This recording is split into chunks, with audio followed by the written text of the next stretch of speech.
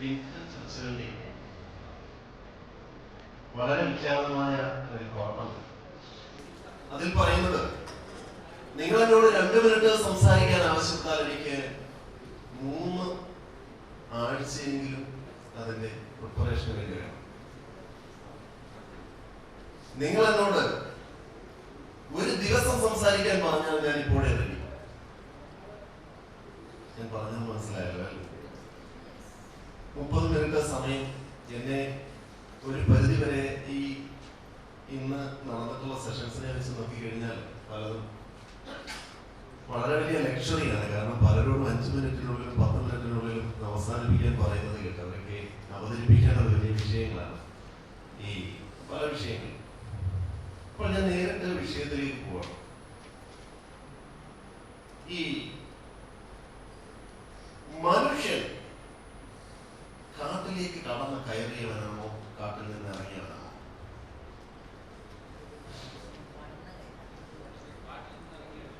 ആരാ? ശരി. മനുഷ്യൻ മറ്റ് ജീവികളെക്കാട്ടിൽ ബലവാനാണോ അതോ മറ്റ് ജീവികളെക്കാട്ടിൽ ബലഹീനനാണോ? ഈ 2 കാര്യങ്ങളാണ് അടിസ്ഥാനമായി തീരുമാനിക്കപ്പെടുന്നത്. കാരണം ഇവിടെ ഒരു പൊതുബോധം നിലനിൽക്കുന്നു. മനുഷ്യൻ കാട്ടിലേക്ക് അതിക്രമിച്ച് കടന്നവനാണ്. മനുഷ്യൻ അവന്റെ ശക്തി ഉപയോഗിച്ചുകൊണ്ട് മറ്റ് ജീവജാലങ്ങളെയെല്ലാം കൊന്നൊടുക്കിയവനാണ്. ഏറ്റവും ഭീകരനായ ജീവി എന്ന് പറയുന്നത് മനുഷ്യനാണ്. ലോകത്തിലെ മറ്റേത് ജീവികളെ വെച്ച് നോക്കിയാൽ ഏറ്റവും ഭീകരൻ, കൊടും ഭീകരൻ മനുഷ്യനാണ്.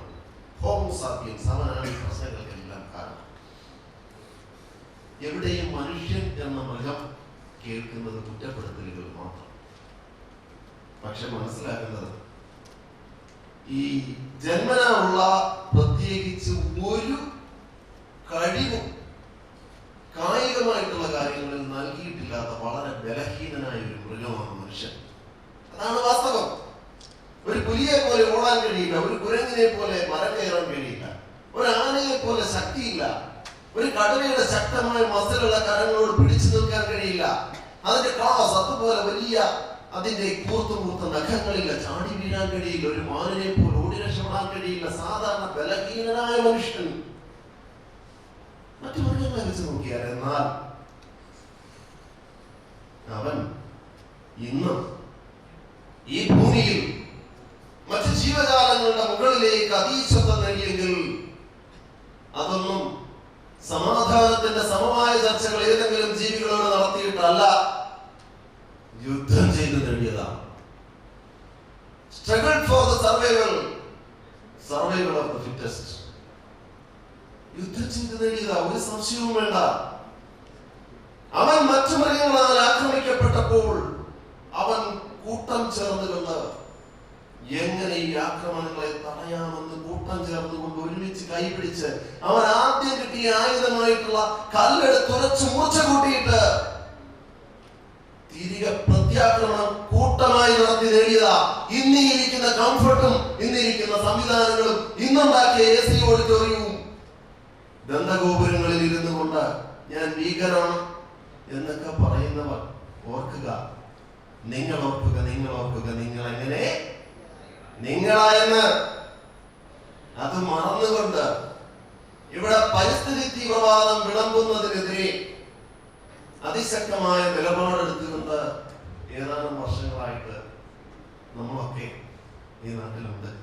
വളരെ സന്തോഷമുണ്ട്. കഴിഞ്ഞ 5 വർഷത്തിൽ ഉപരിയായിട്ട് നിരന്തരമായി മനുഷ്യൻ വന്യമൃഗങ്ങളുടെ ആക്രമണത്താൽ മരിക്കുമ്പോഴും വളരെ ഗുരുതരമായ ആക്രമണങ്ങൾ ഉണ്ടാകുമ്പോഴും ആ വേദിയിലൊക്കെ കണ്ടുമുട്ടുന്ന ചിരപരിചിതമായ മുഖങ്ങളോടൊപ്പം 2 ദിവസമായി ഇവിടെ ആയിരിക്കുവാൻ ദൈവം അനുഗ്രഹിച്ചതിന് നന്ദിയുണ്ട്. ഞാൻ വിഷയത്തിലേക്ക് കടക്കുകയാണ്. നമ്മൾ പ്രതിസന്ധികളെ അഭിമുഖീകരിക്കുന്നു. എന്തൊക്കെയാ പ്രതിസന്ധികൾ? നമ്മൾ നിലനിൽക്കുന്ന നമ്മുടെ സ്വകാര്യ ഭൂമി എന്ന് പറയുന്ന സ്വകാര്യ ഭൂമികളിലേക്ക് വനനിയമങ്ങൾ അടിച്ചിറക്കിക്കൊണ്ടുവരുന്നു. ആ ഭൂമികളെ സാഹചര്യങ്ങൾക്കനുസരിച്ചുകൊണ്ട് ഉപയോഗിക്കുന്ന കാര്യത്തിൽ വ്യത്യസ്തമായ നിയമങ്ങൾ സമത്വം വിഭാവനം ചെയ്യുന്ന ഭരണഘടനയുള്ള നമ്മുടെ നാട്ടിൽ സ്വകാര്യ ഭൂമികളിലേക്ക് വ്യത്യസ്തമായ നിയമങ്ങൾ കൊണ്ടുവന്നിട്ട് സാധാരണ മനുഷ്യന് അത് ഉപയോഗിക്കാൻ പോലും കഴിയാത്ത തരത്തിലേക്ക് മാറ്റിക്കൊണ്ട് അതിന്റെ മൂല്യത്തെ ഇങ്ങനെ ഇല്ലായ്മ ചെയ്തുകൊണ്ട് പട്ടണങ്ങളിൽ വസ്തുക്കളുടെ മൂല്യം 200-300 ഇരട്ടിയായി വർദ്ധിക്കുമ്പോൾ വനപ്രദേശങ്ങളിൽ അല്ലെങ്കിൽ സാധാരണ മനുഷ്യർ ജീവിക്കുന്ന സ്ഥലങ്ങളിൽ ഭൂമിക്ക് മൂല്യമേ ഇല്ലാത്ത അവസ്ഥയിലേക്ക് കൊണ്ടുവരുന്നു. ഇവിടെ സമത്വത്തെ അടിസ്ഥാനമാക്കി വേണമല്ലോ, ഭരണഘടനയെ അടിസ്ഥാനമാക്കി വേണമല്ലോ നമ്മൾ ഈ വിഷയങ്ങളിലേക്ക് ചിന്തിക്കാൻ. ഒന്നാമത്തെ വിഷയം, സ്വകാര്യ ഭൂമിയിലേക്ക് വനം ഇറക്കിക്കൊണ്ടുവരികയാണ്. സ്വകാര്യ ഭൂമിയിലേക്ക് വനം ഇറക്കിക്കൊണ്ടുവരികയാണ്. എങ്ങനെയാണ്? ഭൂമി ഏറ്റെടുത്തുകൊണ്ടല്ല, പകരം മരം മുറിക്കരുത്. എവിടത്തെ നിയമമോ? വനത്തിനുള്ളിലെ നിയമമാണ് അല്ലെ? ഇന്നവിടെ കൃഷി ചെയ്യരുത്. എവിടത്തെ നിയമമോ? വനത്തിനുള്ളിലെ നിയമമാണ്. ഫോസിൽ ഇന്ധനങ്ങൾ പാടില്ല, വനത്തിലെ നിയമമാണ്. മണ്ണിളക്കരുത്, വനത്തിലെ നിയമമാണ്. അങ്ങനെ നിങ്ങൾ എന്ത് ചെയ്യരുത് ചെയ്യരുത് ചെയ്യരുത് എന്ന അരുതുകളുടെ റെസ്ട്രിക്ഷൻ കൊണ്ട് വന നിയമങ്ങളെ വനേതര ഭൂമിയിലേക്ക് ഇറക്കിക്കൊണ്ടുവരികയാണ്. സാധാരണ ഇത് എന്തിനു വേണ്ടിയിട്ടാണെന്ന് പറയുന്നത്, പബ്ലിക് ട്രസ്റ്റ് എന്ന് പറയുന്ന പൊതുസമൂഹത്തിന്റെ നന്മയ്ക്ക് വേണ്ടിയിട്ട് എന്ത് ചെയ്യുന്നു? ഇതിനെ അങ്ങനെ തന്നെ സംരക്ഷിക്കണം, വേർജിനായിട്ട് സംരക്ഷിക്കണം, കന്യകയായിട്ട് സംരക്ഷിക്കണം. എന്തിനെ? മലയോര മേഖലയിൽ താമസിക്കുന്ന മനുഷ്യന്റെ ഭൂമിയെ ഇങ്ങനെ വേർജിനായിട്ട് നിലനിർത്തണം. പബ്ലിക് ട്രസ്റ്റ് ഡോക്ട്രിൻ അങ്ങനല്ലേ? അങ്ങനല്ലേ? ആരുടെ ചെലവിൽ വേണം? മലയോര മേഖലയിൽ താമസിക്കുന്ന സാധാരണ മനുഷ്യരുടെ ചെലവിൽ വേണം. അപ്പോൾ അവൻ കോമ്പൻസേറ്റ് ചെയ്യണ്ടേ? നീ കംഫർട്ടായി ചാരുകസേരയിൽ ഇരുന്നു കൊണ്ട് വരാന്തയിൽ ഇരുന്ന് ഫാനിന്റെ കീഴിൽ കാറ്റ് കൊള്ളുന്ന സമയത്ത് നിന്റെ പറമ്പിൽ ഒരാളെ നീ കൂലിക്ക് വെച്ച് പണി ചെയ്യിക്കുന്നുണ്ടെങ്കിൽ നീ അവിടെ എന്ത് ചെയ്യണം? കൂലി കൊടുക്കണ്ടേ? വേണ്ടേ? വേണ്ടേ? കൊടുക്കണ്ടേ? കാരണം നീ അനുഭവിക്കുന്ന കംഫർട്ട്, നീ അനുഭവിക്കുന്ന സുഖ സൗകര്യങ്ങൾ ആരുടെ വിയർപ്പിന്റെ വിലയാ? ആ വെളിയിൽ നിന്ന് അധ്വാനിക്കുന്നവന്റെ വിയർപ്പിന്റെ വിലയാണെങ്കിൽ നീ അനുഭവിക്കുന്ന സുഖ സൗകര്യത്തിന് നീ എന്ത് ചെയ്യണം? നീ കോമ്പൻസേറ്റ് ചെയ്യണ്ടേ? അങ്ങനെ കോമ്പൻസേറ്റ് ചെയ്യുന്നുണ്ടാ മലയോര മേഖലയിൽ താമസിക്കുന്ന മനുഷ്യരോട്? തീരദേശ മേഖലയും അതിനേക്കാട്ടിൽ കഷ്ടമാണ്. അപ്പോൾ ഒന്നാമത്തെ പൊതുബോധം മാറ്റേണ്ടത് എന്താണ്? മനുഷ്യൻ വനത്തിലേക്ക് കയറിയവനല്ല, മനുഷ്യൻ വനത്തിൽ നിന്ന് ഇറങ്ങിയവനാണ്. അതായത് പല റവല്യൂഷനെ സംബന്ധിച്ച് നമ്മൾ പഠിക്കുന്നുണ്ട്. പലതരത്തിൽ മനുഷ്യന്റെ ഈ കാലങ്ങൾ കൊണ്ടുള്ള പരിണാമങ്ങൾ. എനിക്ക് 11:30 വരെയല്ലേ സമയം? 11:30 അല്ലേ? 11:20. ഓക്കെ. അപ്പോൾ മനുഷ്യൻ ഈ തലമുറകളായി ഡെവലപ്പ് ചെയ്തു വന്നതിന്റെ ഇടയിൽ നമ്മൾ പല തരത്തിലുള്ള റവല്യൂഷൻസ് കണ്ടിട്ടുണ്ട്. അതിൽ ഏറ്റവും വലിയ ആദ്യത്തെ റവല്യൂഷൻ എന്ന് പറയുന്നത് അഗ്രികൾച്ചർ റവല്യൂഷൻ അല്ലേ? ആണോ? കാർഷിക വിപ്ലവമാണോ ആദ്യത്തെ? അതിനു മുൻപുണ്ട് കഗ്നിറ്റീവ് റവല്യൂഷൻ എന്ന് പറയുന്നത്. അതിനു മുമ്പുള്ള റവല്യൂഷൻ മനുഷ്യൻ അവന്റെ കാഴ്ചശക്തിയും കേൾവിശക്തിയും ബുദ്ധിയും ഒക്കെ ഉപയോഗിച്ചുകൊണ്ട് ഒരുമിച്ച് ജീവിക്കാൻ തുടങ്ങിയ ആ റവല്യൂഷൻ. അതിനുശേഷമാണ് അഗ്രികൾച്ചർ റവല്യൂഷൻ, അതിനുശേഷമാണ് ഇൻഡസ്ട്രിയൽ റവല്യൂഷൻ, അതിനുശേഷമാണ് സയന്റിഫിക് റവല്യൂഷൻ, അതിനുശേഷമാണ് ആർട്ടിഫിഷ്യൽ ഇന്റലിജൻസിന്റെ ഇന്നത്തെ റവല്യൂഷൻ. അങ്ങനെ ഈ കാലങ്ങളായിട്ടുള്ള പരിണാമത്തിന്റെ ഇടയിൽ നമ്മൾ എന്നോ ഒരു ദിവസം തീരുമാനിച്ചു, നമ്മൾ ഇനി ഇന്ന ഭാഗത്തേക്ക് കടക്കുന്നില്ല. പ്രകൃതികമായിട്ട് മനുഷ്യന് ആദിമകാലത്ത് എവിടെയും താമസിക്കാം, ഏത് മൃഗങ്ങളെയും വേട്ടയാടാം, ഏത് മൃഗങ്ങളോടും മല്ലയുദ്ധം നടത്താം, ഏത് മൃഗത്തെയും കീഴടക്കാം, ഭക്ഷ്യയോഗ്യമായി ഏത് മൃഗത്തെയും വേട്ടയാടി ഭക്ഷിക്കാം. അതാണ് ചരിത്രം പറയുന്നത് അല്ലേ? അതോ ചരിത്രം പറയുന്നത് വേട്ടയാടലില്ല എന്നാണോ? ശിലായുഗത്തിലെ ഗുഹാ രേഖകളിൽ എഴുതപ്പെട്ടിരിക്കുന്നതൊക്കെ മനുഷ്യൻ മൃഗങ്ങളെ വേട്ടയാടുന്നതിൻ്റെതായ ചിത്രങ്ങളാ അല്ലേ? അതോ മനുഷ്യൻ കടുവായ്ക്ക് പൂ കൊടുക്കുന്നതിന്റെ ചിത്രങ്ങൾ എവിടെയും എഴുതി വെച്ചിട്ടുള്ള ഉണ്ടോ? ഇല്ലല്ലോ. അങ്ങനെയാണെന്നുണ്ടെങ്കിൽ ആദിമകാലം മുതൽ പ്രകൃതി മനുഷ്യന് നൽകിയിട്ടുള്ള സ്വയം പ്രതിരോധത്തിന്റെ അവകാശങ്ങളെ നമ്മൾ താഴെ വെച്ചിട്ട് നിയമം മൂലം സ്വയം പ്രതിരോധത്തിനുള്ള അവകാശം ഇല്ലാതാക്കിയ മനുഷ്യന്റെ മുകളിലേക്ക് പലതരത്തിലുള്ള നിയമങ്ങൾ, ഏറ്റവും കൂടുതലായിട്ട് wild life protection act, forest conservation act, Kerala forest act 1961 ഒക്കെ ഡീറ്റെയിലായിട്ട് പറയണമെന്നുണ്ടെങ്കിൽ അപ്പോൾ അത് ബെല്ലടിക്കുന്ന സമയം കൊണ്ടൊന്നും പോരാതെ വരും. കട്ട് ചെയ്ത് ഞാനത് പറയുക. അപ്പോൾ ഒന്ന്, വനം ഇറക്കിക്കൊണ്ടുവരുന്ന എങ്ങനെ ആ സ്ഥലം, അതായത് പ്രൈവറ്റ് ഹോൾഡിംഗ്, സ്വകാര്യ ഭൂമികൾ, ആ സ്വകാര്യ ഭൂമികൾ വനം പോലെ നിലനിൽക്കണമെങ്കിൽ അവിടെ എന്തിനുള്ള സാഹചര്യം ഉണ്ടാകരുത്? ജനവാസമുള്ള മറ്റു സ്ഥലങ്ങളിൽ മനുഷ്യൻ ചെയ്യുന്ന ഒരു കാര്യങ്ങളും എവിടെ ചെയ്യരുത്? ആ പ്രദേശങ്ങളിൽ ചെയ്യാതെ ഇരിക്കുമ്പോൾ അത് എന്തായിക്കോളും? ഗ്രാജുവലി അത് വനമായിക്കൊള്ളും. അപ്പോൾ ഞാൻ പറഞ്ഞത്, കസേരയിൽ കാൽ നീട്ടിയിരുന്ന് സുഖിക്കുന്നവൻ എന്ത് ചെയ്യുന്നില്ല? ഈ വനമാക്കപ്പെടുന്ന, നഷ്ടപ്പെട്ടു പോകുന്ന ഭൂമിയുടെ യഥാർത്ഥ ഉടമസ്ഥൻ എന്ത് ചെയ്യുന്നില്ല? അവന് കോമ്പൻസേഷൻ കൊടുക്കുന്നില്ല, അവന് നഷ്ടപരിഹാരം കൊടുക്കുന്നില്ല. അവനെ കോമ്പൻസേറ്റ് ചെയ്യാതെ എന്ത് ചെയ്യുകയാണ്?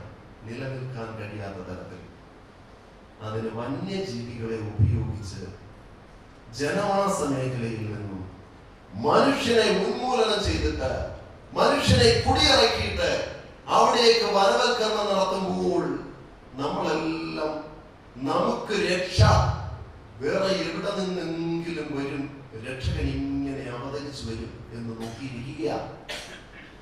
ഈ 2000 വർഷങ്ങൾക്ക് മുമ്പ് ക്രിസ്തുവിന്റെ പിറവിയെ സംബന്ധിച്ച് നോക്കിയിരുന്നു, രക്ഷകൻ വരുന്നതിനെ സംബന്ധിച്ച്. 2025 മലയോര മേഖലയിലെയും തീരദേശ മേഖലയിലെയും ഒക്കെ മനുഷ്യർ രക്ഷകന്റെ അവതാരത്തിന് വേണ്ടി നോക്കിയിരിക്കുക. എനിക്കൊരൊറ്റ ചോദ്യമേ ചോദിക്കാനുള്ളത്, ഞാനാണ് രക്ഷകൻ എന്ന് ചിന്തിക്കുന്നവരാണോ എന്റെ മുമ്പിൽ ഇരിക്കുന്നത്? ഞാനാണ് ഈ രക്ഷകൻ, I am the savior എന്ന് ചിന്തിച്ചു തുടങ്ങണം. കാരണം നമ്മളെ ഉള്ളൂ നമ്മളെ രക്ഷിക്കാൻ. ഈ വൈൽഡ് ലൈഫ് പ്രൊട്ടക്ഷനും പല നിയമങ്ങളുണ്ട്. ഇപ്പൊ ഫോറസ്റ്റ് കൺസർവേഷൻ ആക്ട് കൊണ്ടുവരുന്ന ഏറ്റവും തുടക്കത്തിലേക്ക് പോകാം. നമുക്ക് ഏറ്റവും ആദ്യത്തിലേക്ക് പോകാം. 1972 ഈ വന്യജീവി സംരക്ഷണ നിയമം എഴുതി ഉണ്ടാക്കുന്ന സമയത്ത്, ഇത് ഭരണഘടനയുടെ കേന്ദ്ര ഗവൺമെന്റിന്റെ അധികാരത്തിൽ യൂണിയൻ ലിസ്റ്റിലൊന്നും പെട്ട വിഷയമല്ല, സ്റ്റേറ്റ് ലിസ്റ്റിൽ പെട്ട വിഷയമാണ്. അന്ന് കൺകറന്റ് ലിസ്റ്റിലേക്ക് പോയിട്ടില്ല. ഞാൻ ഇതൊക്കെ പറയുമ്പോൾ ദഹിക്കാൻ ബുദ്ധിമുട്ടുണ്ടോ? നിർത്താമെന്ന് ആഗ്രഹമുള്ളവർക്ക് കൈ പൊക്കിയാൽ മതി, അന്നേരം നിർത്തിയേക്കാം കേട്ടോ. ഓക്കെ, പെട്ടെന്ന് നിർത്താൻ 2 കൈ പൊക്കിയാൽ മതി. അപ്പൊ അന്ന് ഈ വന്യജീവികളുടെ സംരക്ഷണത്തിന് വേണ്ടിയിട്ട് ഈ നിയമം എഴുതി ഉണ്ടാക്കിയപ്പോൾ തന്നെ, ഈ നിയമം എഴുതി ഉണ്ടാക്കിയവർക്ക് അറിയാം സംരക്ഷണം കൊടുക്കുമ്പോൾ മൃഗങ്ങൾക്ക് എന്ത് സംഭവിക്കും. സംരക്ഷണം കൊടുക്കുന്നത് വളരും. എങ്ങനല്ലേ നമ്മളൊരു വിത്ത് വെച്ചു, അതിനെ വല കെട്ടി സംരക്ഷിച്ചു. ആ സംരക്ഷണം കൊടുത്തു കഴിയുമ്പോൾ അതിന് എന്ത് സംഭവിക്കും? സ്വാഭാവികമായിട്ടും വളരും. എന്ന് പറഞ്ഞ പോലെ വന്യമൃഗങ്ങൾക്ക് സംരക്ഷണം കൊടുക്കുമ്പോൾ ആ മൃഗങ്ങൾ വളരും. എങ്ങനെ വളരും? മനുഷ്യന്റെ ജീവനോപാധികൾ നശിപ്പിക്കുന്ന തരത്തിലേക്ക് അത് വളർന്ന് വെളിയിലേക്ക് വരുമ്പോൾ അതിനെ എവിടെ തടയണം? അതിനെ തടയുന്നതിന് വേണ്ടിയിട്ടുള്ള പ്രൊവിഷൻ ഉണ്ടാവണം. അതിന് വേണ്ടിയിട്ട് എഴുതി വെച്ചതാണ് സെക്ഷൻ 11. സെക്ഷൻ 11 പറയുന്നു, ജനവാസ മേഖലയിൽ അല്ലെങ്കിൽ കൃഷിഭൂമികളിൽ കൃഷിനാശം വരുത്തുന്ന മൃഗങ്ങളെ എന്ത് ചെയ്യാൻ? വേട്ടയാടുന്നതിന് അനുമതി കൊടുക്കുന്നതിന് വേണ്ടിയിട്ടുള്ള 2 സെക്ഷൻസ് അതിലേക്ക് കൊണ്ടുവന്നു. അതിലൊന്ന് 11, ഒന്ന് 62 അതായത് വെർമിനായിട്ട്, ക്ഷുദ്രജീവിയായിട്ട് ഡിക്ലെയർ ചെയ്യുന്ന സെക്ഷൻ. ഈ 11നെ സംബന്ധിച്ചാണ് തർക്കം മൊത്തം. ഈ 11ൽ 2 സെക്ഷൻ ഉണ്ട്. ഈ 11(1)A ഉണ്ട്, 11(1)B ഉണ്ട്. ഈ 11(1)A പറയുന്നത് കൃഷിനാശം വരുത്തുന്ന കാട്ടുപന്നി, കുരങ്ങ് അങ്ങനെയൊക്കെയുള്ള ജീവികളെ സംബന്ധിച്ചാണ്. രണ്ടാമത് പറയുന്നത് മനുഷ്യജീവൻ അപകടകരമായ തരത്തിൽ വരുന്ന ഏത് മൃഗത്തെയും കൊല്ലുന്നതിന് അനുമതി ഏതൊരാൾക്കും കൊടുക്കുന്നതിന് സംസ്ഥാനത്തിന്റെ ചീഫ് വൈൽഡ് ലൈഫ് വാർഡന് അധികാരമുണ്ട് എന്ന് പറയുന്നു. ഞാൻ പറഞ്ഞത് മനസ്സിലായോ? ഇത് വന്യജീവി സംരക്ഷണ നിയമമാണെങ്കിൽ മുൻപുണ്ടായിരുന്ന ക്രിമിനൽ പ്രൊസീജിയർ കോഡ്, അതിന് സിമിലറായിട്ട് പുതിയ നിയമം വന്നു. ആ നിയമത്തിൽ മനുഷ്യന്റെ ജീവന് സംരക്ഷണം വേണമെന്ന് തോന്നുന്ന ഏത് സാഹചര്യത്തിലും ഏത് മൃഗത്തെയും കൊല്ലുന്നതിനും ആ മനുഷ്യൻ അപകടകരമായ ഏത് സാഹചര്യവും ഒഴിവാക്കുന്നതിന് വേണ്ടി ഉത്തരവിടാൻ ഡിസ്ട്രിക്ട് അഡ്മിനിസ്ട്രേഷന്റെ ഹെഡായിട്ടുള്ള ആർക്ക് അധികാരമുണ്ടെന്ന് പറയുന്നു? ആർക്ക് അധികാരമുണ്ട്? ജില്ലാ കളക്ടർക്ക് അധികാരമുണ്ട്. ഇന്നലെ ഇവിടെ സംസാരിച്ചു വന്ന അവർ 2 പേര് കാട്ടുപോത്തിന്റെ വെട്ടേറ്റ് കോട്ടയത്ത് മരണപ്പെട്ട വിഷയത്തെ പറ്റി ശ്രീ ജോസ് കെ മാണി MP സൂചിപ്പിച്ചു. ഇതിനെതിരെ കേരള ഹൈക്കോടതിയിൽ ഒരു കേസ് വന്നു. ഈ കേസിൽ ഈ വന്യജീവി സംരക്ഷണ നിയമം സ്പെഷ്യൽ ആക്ട് ആണ്, അതുകൊണ്ട് അതിനെ സൂപ്പർസീഡ് ചെയ്തുകൊണ്ട് CRPC പോകില്ല, അത് ജനറൽ ആക്ട് ആണ്, അല്ലെ ജനറൽ ലോ ആണ് എന്നൊക്കെ പറഞ്ഞുള്ള വ്യാഖ്യാനം വന്നപ്പോഴേ ഇവിടുത്തെ ഏതെങ്കിലും രാഷ്ട്രീയക്കാർ പ്രതികരിച്ചോ? ഇവിടുത്തെ ഗവൺമെന്റ് അതിനെതിരെ അപ്പീൽ പോകാൻ തീരുമാനിച്ചോ? 1972 ഒരു വന്യജീവി സംരക്ഷണ നിയമം കൊണ്ടുവന്നു എന്ന് കരുതിക്കൊണ്ട് മനുഷ്യന്റെ ജീവൻ സംരക്ഷിക്കുന്നതിന് വേണ്ടിയിട്ട് ഡിസ്ട്രിക്ട് അഡ്മിനിസ്ട്രേഷന്റെ ഹെഡായിട്ടുള്ള കളക്ടറിൽ പരമേൽപ്പിച്ചിരിക്കുന്ന അധികാരം എടുത്തു കളയാനായിട്ട് റൈറ്റ് ഇല്ല എന്ന് ഇവിടുത്തെ ഏതെങ്കിലും നേതാക്കന്മാർ പറഞ്ഞോ? നമ്മളാരും ചോദ്യം ചെയ്തോ? ഏറ്റവും കൂടുതൽ ചൂഷണം ചെയ്യപ്പെടുന്നത് എന്തിനാണെന്ന് അറിയാമോ? നമ്മളെ അറിവില്ലായ്മയാണ് ചൂഷണം ചെയ്യപ്പെടുന്നത്.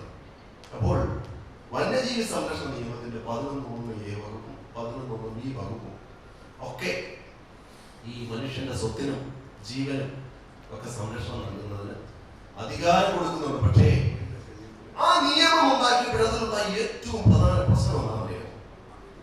ഈ മൃഗങ്ങൾക്ക് സംരക്ഷണം കൊടുക്കുന്നതിന് വേണ്ടി നിയമം എഴുതി ഉണ്ടാക്കിയപ്പോൾ, അതായത് വന്യമൃഗങ്ങൾക്ക് സംരക്ഷണം കൊടുക്കുന്നതിന് നിയമം എഴുതി ഉണ്ടാക്കിയപ്പോൾ ഇതിന്റെ ഹാബിറ്റാറ്റ് എവിടെയാണ് എന്ന് ഫിക്സ് ചെയ്തില്ല. ഒരു വലിയ തർക്കം നടക്കുന്ന മേഖലയാണ്. എന്നെ കേട്ടുകൊണ്ടിരിക്കുന്ന നിങ്ങൾ എല്ലാവരും പല സംഘടനകളുടെയൊക്കെ നേതാക്കന്മാരാണ്.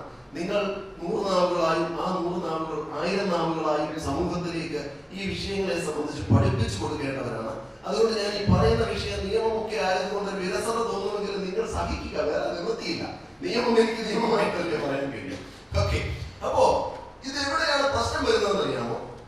ഈ വന്യജീവി സംരക്ഷണ നിയമത്തിനകത്ത് വന്യമൃഗങ്ങളുടെ ഹാബിറ്റാറ്റ് എവിടെയാണ് എന്ന് ഫിക്സ് ചെയ്യാതെ എല്ലാ പ്രദേശങ്ങളിലും എല്ലാ സ്ഥലങ്ങളിലും, അത് പ്രൈവറ്റ് ലാൻഡ് ആണെങ്കിലും പബ്ലിക് പ്രോപ്പർട്ടി ആണെങ്കിലും ഫോറസ്റ്റ് ആണെങ്കിലും റിസർവ് ഫോറസ്റ്റ് ആണെങ്കിലും പ്ലാന്റേഷൻ ആണെങ്കിലും എവിടെയാണെങ്കിലും വന്യജീവികൾക്ക് എന്ത് ചെയ്തു? ഈ നിയമപ്രകാരം സംരക്ഷണം കൊടുത്തു. അവിടെയാണ് പ്രതിസന്ധി. പക്ഷെ വന്യമൃഗങ്ങളുടെ ഹാബിറ്റാറ്റ് ഇപ്പോ ശ്രീ ഡിജോക്ക അദ്ദേഹത്തിന്റെ പ്രൈവറ്റ് ഹോൾഡിങ്സ് അതിനെ മതിൽ കെട്ടി തിരിച്ചിരിക്കുകയാണ് എന്ന് വിചാരിച്ചു, അല്ലെ? അതിന് ഉള്ളിലുള്ളത് അദ്ദേഹത്തിന്റെ സ്വകാര്യ ഭൂമിയാണ്, അല്ലെ? അതാണ് അദ്ദേഹത്തിന്റെ സ്വകാര്യ ഭൂമി. അതിനെ സംരക്ഷിക്കാനുള്ള അവകാശം അദ്ദേഹത്തിനുണ്ട്. അവിടേക്ക് ഞാൻ അതിക്രമിച്ചു കയറിയാൽ എന്നെ പ്രതിരോധിക്കാനുള്ള അവകാശം അദ്ദേഹത്തിനുണ്ടായി എങ്കിൽ, ഒരു കാട്ടാനെ അതിക്രമിച്ച് കയറി കഴിഞ്ഞാൽ പ്രതിരോധിക്കാനുള്ള അവകാശം ഇല്ല എന്ന് പറഞ്ഞാൽ കാട്ടാനയാണോ ഞാനാണോ വലുത്? നമ്മൾ ആലോചിക്കുന്ന ചില പ്രശ്നങ്ങളാണ്. ഈ നിയമമൊക്കെ ഉണ്ടാക്കുമ്പോൾ നമ്മൾ വളരെ ശ്രദ്ധിച്ചിരിക്കേണ്ട കാര്യമാണ്. ഏറ്റവും വലിയ അഴിമതി നടക്കുന്നത് നിയമനിർമ്മാണത്തിൽ. അവിടെ അങ്ങനെ വരുമ്പോൾ ഇതിനെ പ്രതിരോധിക്കാൻ കഴിയാത്ത അവസ്ഥയിലേക്ക് നിയമം ഉണ്ടാക്കിയപ്പോൾ കൈയടിച്ചവരൊന്നും ഈ നിയമത്തിന് മാറ്റം വരണമെന്ന് ആവശ്യപ്പെടുന്നില്ല. അപ്പൊ നമ്പർ 1, വന്യമൃഗങ്ങളുടെ ഹാബിറ്റാറ്റ് എവിടെ നിർത്തണം? വനത്തിനുള്ളിൽ നിർത്തണം. അപ്പൊ ഇന്നലെ ചില പ്രിസംപ്ഷനെ സംബന്ധിച്ചൊക്കെ പറഞ്ഞത് പെട്ടെന്നൊന്നും മനസ്സിലായിട്ടുണ്ടാവാൻ സാധ്യതയില്ല. ഈ വനത്തിനുള്ളിൽ ഒരു മൃഗത്തെ വേട്ടയാടുന്നതും വനത്തിന് പുറത്ത് വേട്ടയാടുന്നതും ഒരേ കുറ്റകൃത്യമായിപ്പോ. കുറ്റകൃത്യങ്ങളെ വ്യത്യസ്തമായിട്ട് വ്യാഖ്യാനിച്ചിട്ടില്ല. എല്ലാം 950 വേണം. 9 വേട്ടയാടലിനെ പറ്റി പറയുന്നു, 51 പണിഷ്മെന്റിനെ സംബന്ധിച്ച് പറയുന്നു. വനത്തിന് പുറത്ത് വേട്ടയാടിയാലും വനത്തിനകത്ത് വേട്ടയാടിയാലും ഒരേ കുറ്റകൃത്യമായിട്ട് നിലനിർത്തിയിരിക്കുക. അപ്പൊ ഏറ്റവും കുറഞ്ഞത് എന്ത് ഭേദഗതി ചെയ്യണം? വനത്തിന് പുറത്ത് നടക്കുന്ന പ്രത്യാക്രമണങ്ങൾ, പ്രതിരോധങ്ങൾ, ഞാൻ ആ വാക്ക ഉപയോഗിക്കാൻ ആഗ്രഹിക്കുന്നത്, കുറ്റകൃത്യമൊന്നും പറയാൻ ആഗ്രഹിക്കുന്നില്ല. വനത്തിന് പുറത്ത് വന്യമൃഗങ്ങളുമായിട്ട് മനുഷ്യൻ നിലനിൽപ്പിന് വേണ്ടിയിട്ട് നടത്തേണ്ടതായിട്ട് വരുന്ന പ്രതിരോധങ്ങളെ കുറ്റകൃത്യങ്ങളുടെ പട്ടികയിൽ നിന്ന് ഒഴിവാക്കുക തന്നെ വേണം. അതിനെ സംബന്ധിച്ച് അന്വേഷണം നടത്തുന്നതായെന്നല്ല, അന്വേഷണം നടത്തിക്കോട്ടെ, പക്ഷെ പ്രതിസ്ഥാനത്ത് നിർത്തിക്കൊണ്ടല്ല അന്വേഷണം നടത്തുന്നത്. അന്വേഷിച്ചോട്ടെ, വെളിയിൽ നിന്ന് അകത്തുനിന്ന് വെടിവെച്ചിട്ട് വെളിയിലേക്ക് കൊണ്ടുവന്നിട്ട് പുറത്താക്കാൻ ശ്രമിക്കുന്നതാണ് എന്നൊക്കെ പറഞ്ഞു കഴിഞ്ഞാൽ എനിക്ക് അന്വേഷിച്ചാൽ സയന്റിഫിക് ആയിട്ട് അതൊക്കെ പ്രൂവ് ചെയ്യാൻ പറ്റുമല്ലോ? പറ്റില്ല. അത് അന്വേഷിച്ചോട്ടെ. അപ്പോൾ വന്യമൃഗങ്ങളുടെ ഹാബിറ്റാറ്റ് വനത്തിനുള്ളിൽ ഫിക്സ് ചെയ്യുന്നതിന് വേണ്ടിയിട്ട് നിയമനിർമ്മാണം നടത്തണം. 2, വനത്തിന് പുറത്ത് നടക്കുന്ന പ്രതിരോധ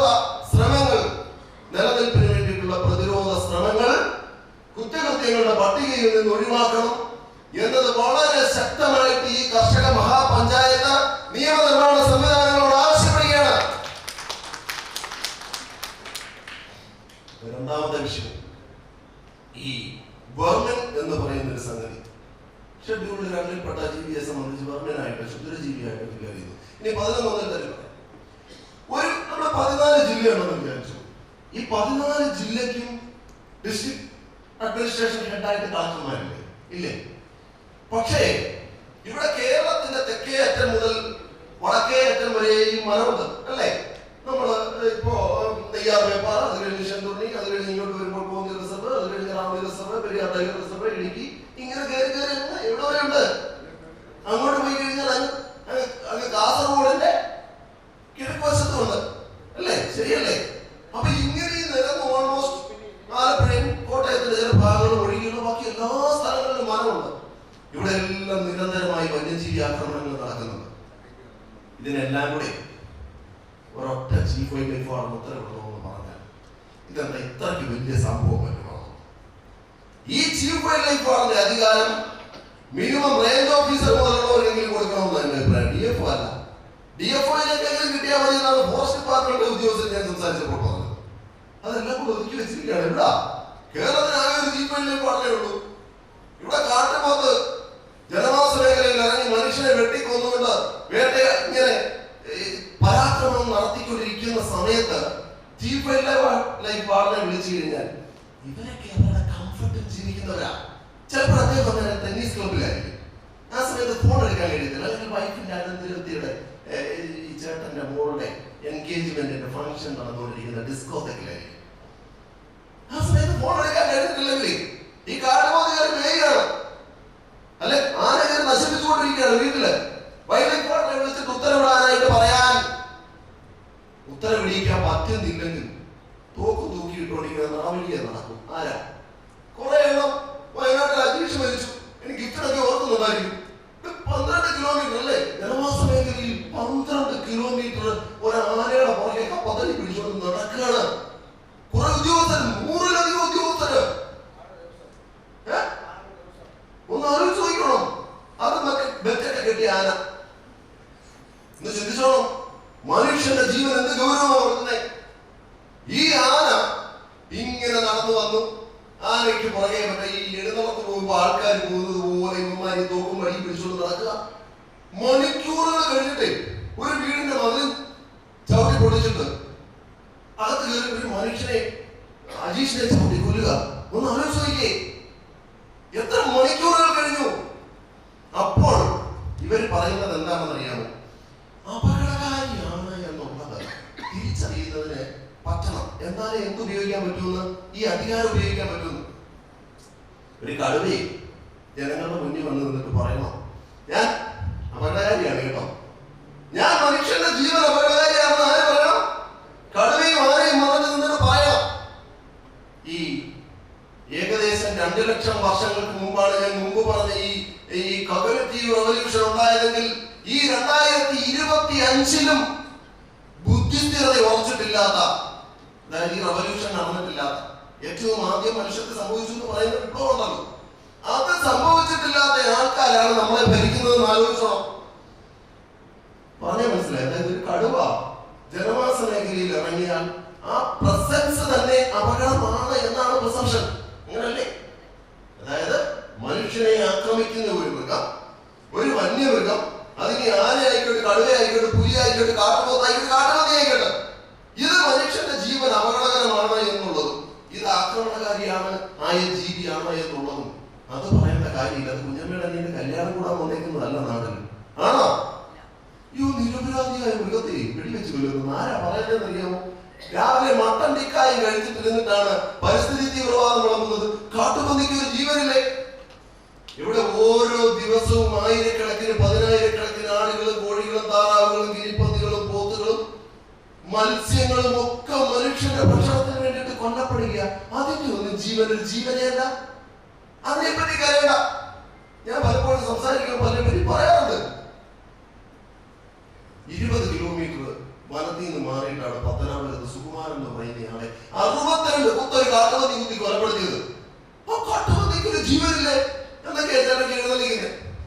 അപ്പൊ എന്റെ ചോദ്യം, ഈ കടുവ പുലിയെ പിടിക്കണമെന്ന് കടുവ മാനിനെ പിടിക്കണമെന്ന് വിചാരിച്ചു. മാന് ജീവിയാണല്ലോ, മാന്റെ ജീവൻ പോകുന്നുണ്ടല്ലോ. അപ്പൊ കടുവ മാനിനെ പിടിക്കുമ്പോ മാനിന്റെ ജീവനല്ലേ? അല്ലേ? ഈ കടുവ മാനിനെ പിടിക്കുമ്പോ മാനിന്റെ ജീവനല്ലേ? കടുവ പന്നിയെ പിടിക്കുമ്പോ കാട്ടുപന്നിയുടെ ജീവനല്ലേ? കടുവ കാട്ടുപോത്തിനെ പിടിക്കുമ്പോ കാട്ടുപോത്തിന്റെ ജീവനല്ലേ? അപ്പൊ ഒറ്റ ചോദ്യമേ ഉള്ളൂ, ഇവിടെ പുലി മാനിനെ പിടിക്കുമ്പോ നീ പുലിയുടെ കൂടാണോ മാനിന്റെ കൂടാണോ?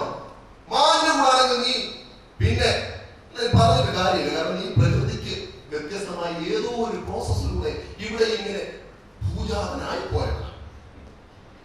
ഞാൻ പറഞ്ഞ മനസ്സിലായി.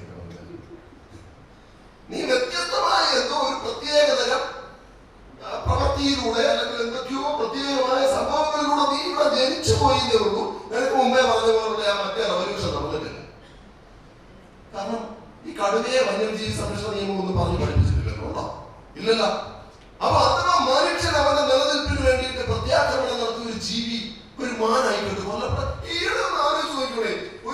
ഒരു KSRTCയുടെ ഒരു ലക്ഷറി ബസ് ഓടിപ്പോയ സമയത്തെങ്ങാണ്ട് മാന് എടുത്തു ചാടി. ഏകദേശം 45ഓളം യാത്രക്കാരുമായിട്ട് പോയ ബസ് അവിടെ പിടിച്ചിട്ടിട്ട് ആ ആൾക്കാർ മുഴുവൻ ബുദ്ധിമുട്ടിച്ചു. KSRTC ഡ്രൈവറെ ഒരു കുറ്റകൃത്യം നടക്കണമെന്നുണ്ടെങ്കിൽ അതിന് രണ്ട് പ്രധാനപ്പെട്ട ഭാഗങ്ങളുണ്ട്. ഒന്ന്, ഒരു കുറ്റകൃത്യം ചെയ്യണമെന്നും തന്റെ പ്രവൃത്തിയിൽ നിന്നും അങ്ങനെ ഒരു കുറ്റകൃത്യം സംഭവിക്കും എന്നുള്ള അറിവും ബോധ്യവും. ആ അറിവും ബോധ്യത്തോട് ചെയ്യുന്ന പ്രവൃത്തി മാത്രമേ എന്താകുന്നുള്ളൂ. എന്തുവാ പൊട്ടന്മാര് പോലീസിനെടുത്തെന്ന് പറഞ്ഞ പോലാണ് ഇവിടുത്തെ ഫോറസ്റ്റ് ഡിപ്പാർട്ട്മെന്റിന്റെ കാര്യം. ഒരു രക്ഷയില്ല. എത്ര പറഞ്ഞ് മനസ്സിലാക്കാൻ ശ്രമിച്ചാലും ഇവിടെ തൃശ്ശൂരിലെടുത്ത് നിങ്ങൾ ഓർക്കുന്നുണ്ടാവും, ഈ ഒത്തിരി പറഞ്ഞു പോയി കഴിഞ്ഞ സമയം ഇപ്പൊ ബെല്ലടിക്കും. ഈ റോഡ് പണിയുടെ സമയത്ത് ഏതോ ഒരു നോർത്ത് ഇന്ത്യക്കാരൻ ജോലിക്കാരൻ JCB വെച്ച് കല്ല് മാറ്റുന്ന സമയത്ത് ഒരു മലമ്പാമ്പ് ചത്തുപോലും. മലമ്പാമ്പിനെ കൊല്ലണമെന്നുള്ള ദുരുദ്ദേശത്തോട് കരുതലോട് കൂടി ഇവിടെ നോർത്തിൽ നിന്നും ട്രെയിൻ കയറി ഇവിടെ എത്തി അതിനുവേണ്ടി ഗൂഢപദ്ധതികൾ ആസൂത്രണം ചെയ്തുകൊണ്ട് രാവിലെ എഴുന്നേറ്റ് ഒരു മുറുക്കാനം വെച്ചിട്ട് JCBയിലേക്ക് കയറി നിന്നിട്ട് JCBയുടെ വലിയ കാര്യങ്ങൾ കൊണ്ട് മലമ്പാമ്പ് ഇങ്ങനെ കിടക്കാതെ നേരെ നല്ല ബോധവും. നമ്മുടെ നാട്ടിലെ നിയമങ്ങളാ എന്ന് ആലോചിച്ച് നോക്കണം. അവനെ പൊക്കിയോട് പോയേക്കുക. ഞാൻ ഉദ്യോഗസ്ഥരെ ഫോണിൽ വിളിച്ചു. ചിലർക്ക് ആ പൊടിയോ കേട്ടിട്ടുണ്ടോ? ആരും കേട്ടിട്ടുള്ളവരുണ്ടോ? അപ്പൊ ഇങ്ങനെയുള്ള നിയമങ്ങൾ. അപ്പോൾ ഇതിൽ ഒന്ന് ആലോചിച്ച് നോക്കണം. ഇവിടെ എന്ത് പറയണം? ജനവാസ മേഖലയിൽ ഇറങ്ങുന്ന ഷെഡ്യൂൾ 1-ൽപ്പെട്ടതായിക്കോട്ടെ 2-ൽപ്പെട്ടതായിക്കോട്ടെ ഏത് മൃഗവും മനുഷ്യ ജീവന് അപകടകരമാണ് എന്ന് തന്നെ വ്യക്തമായിട്ട് ആ നിയമത്തിൽ മാറ്റം കൊണ്ടുവരണമെന്ന് ഈ കർഷക മഹാപഞ്ചായത്ത് ആവശ്യപ്പെടുകയാണ്. ഈ വരികൾക്കിടയിൽ വായിച്ചുകൊണ്ട് മനുഷ്യനെ വിഡ്ഢികളാക്കുന്ന സംവിധാനം നിർത്തണം.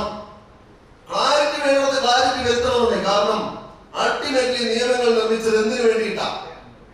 മനുഷ്യന് വേണ്ടിയിട്ടാ. ഒരു സംശയം വേണ്ട. ഈ സമൂഹത്തെ സന്തുലിതമായിട്ട് ഈ പ്രകൃതിയെ നിലനിർത്താൻ തീരുമാനിച്ചത് മനുഷ്യന്റെ നിലനിൽപ്പിന് വേണ്ടിയിട്ടാ. മനുഷ്യൻ സ്വാർത്ഥനാണെന്ന് പറഞ്ഞാൽ സ്വാർത്ഥനാണെന്നേ. ആ സ്വാർത്ഥതയാണെന്നേ നിങ്ങളെയൊക്കെ ഈ മണിമന്ദിരങ്ങളിൽ കയറ്റിയിരുത്തിക്കൊണ്ട് ഈ ചതഞ്ഞറിഞ്ഞു പോകുന്ന ജീവനുകൾക്കെതിരെ നിലപാടെടുക്കുവാനായിട്ട് നിങ്ങളെ പ്രാപ്തനാക്കി നിലനിർത്തിയിരിക്കുന്നത്. ഞാൻ ആദ്യം പറഞ്ഞ സ്ട്രഗിൾ ഫോർ സർവൈവലാ. അപ്പോ നമുക്ക് വന്യജീവി സംരക്ഷണ നിയമത്തിൽ രണ്ട് ഭാഗത്ത് മാറ്റം ക്ലാരിറ്റി വരുത്തേണ്ടത് ഞാൻ പറഞ്ഞു. ഒന്ന്, ഹാബിറ്റാറ്റ് ഫിക്സ് ചെയ്യണം. രണ്ട്, മൃഗങ്ങൾക്കെതിരെയുള്ള പ്രതിരോധത്തിന്റെ പ്രത്യാക്രമണങ്ങളെ കുറ്റകൃത്യത്തിൽ നിന്ന് ഒഴിവാക്കണം. മൂന്ന്, വന്യജീവി സംരക്ഷണ നിയമം 11(1) അനുസരിച്ചുകൊണ്ട് ചീഫ് വൈൽഡ് ലൈഫ് വാർഡനിൽ നിക്ഷിപ്തമായിരിക്കുന്ന അധികാരം ഓരോ റേഞ്ച് ഓഫീസർക്ക് നൽകണം. അറ്റ്ലീസ്റ്റ് DFOയ്ക്കെങ്കിലും നൽകണം. റേഞ്ച് ഓഫീസർക്കെങ്കിലും നൽകണമെന്നാണ് നമ്മുടെ ആവശ്യം. അല്ലെങ്കിൽ ആർക്കെങ്കിലും നൽകണം. കാരണം ഇത് 14 ജില്ല, 1 സ്ക്വയർ കിലോമീറ്ററിൽ 890 ആൾക്കാര് ജീവിക്കുന്ന സ്ഥലമാണ് നമ്മുടെ കേരളം. അവിടെ 29.65% മരം നമ്മൾ വളർത്തുന്നുണ്ടെങ്കിൽ ഒന്ന് ആലോചിച്ചോണം. അത് ദേശീയ ശരാശരി എന്ന് പറയുന്ന 18% ഒരുപാട് മേളില. 65% ട്രീ കവർ, വൃക്ഷാവരണം. അപ്പൊ ഇവിടെ വനം കുറയുന്നു, വന്യജീവികൾ കുറയുന്നു, മനുഷ്യൻ കാട്ടിലേക്ക് അതിക്രമിച്ചു കയറുന്നു. ഈ 3 പൊതുബോധങ്ങൾ തിരുത്തുന്നതിന് വേണ്ടിയിട്ട് ഞാൻ അടുത്ത 2 മിനിറ്റ് ഉപയോഗിക്കും. ശ്രദ്ധിച്ചു കേട്ടോണം, പെട്ടെന്ന് പറഞ്ഞു. കേരളത്തിന്റെ വിസ്തൃതി ഇന്ത്യയുടെ വിസ്തൃതിയുടെ 1.18%. ഇന്ത്യയുടെ ദേശീയ ശരാശരി വനത്തിന്റെ 18%, കേരളത്തിന്റെ 29.65%. ഇന്ത്യയുടെ പോപ്പുലേഷൻ ഡെൻസിറ്റി സ്ക്വയർ കിലോമീറ്ററിന് 360 മുതൽ 390 വരെ ആണെങ്കിൽ കേരളത്തിൻ്റെത് 860 മുതൽ 880 വരെയാണ്. അപ്പോൾ ദേശീയ ശരാശരിയുടെ ഇരട്ടിയിലധികം പോപ്പുലേഷൻ ഡെൻസിറ്റിയുള്ള കേരളത്തിൽ ദേശീയ ശരാശരിയുടെ 30% കൂടുതൽ വനം നമ്മൾ സംരക്ഷിക്കുന്നുണ്ട് എങ്കിൽ കേരളത്തിൽ വനം കുറഞ്ഞോ? 2008 മുതൽ 2018 വരെയുള്ള വർഷങ്ങളിൽ 20,000 ഹെക്ടർ വനഭൂമി കൂടിയിട്ടുണ്ട് എന്ന് നക്ഷത്ര ചിഹ്നമിട്ട ചോദ്യത്തിന് കേരള നിയമസഭയിൽ മറുപടി കൊടുത്തിട്ടുണ്ട്. 1952 കണക്കുകൾ ഡാറ്റ വെച്ച് നോക്കിക്കഴിഞ്ഞാൽ 2025 വനവിസ്തൃതിക്ക് യാതൊരു കുറവുമില്ല. കേരളത്തിൽ വനം കുറഞ്ഞോ?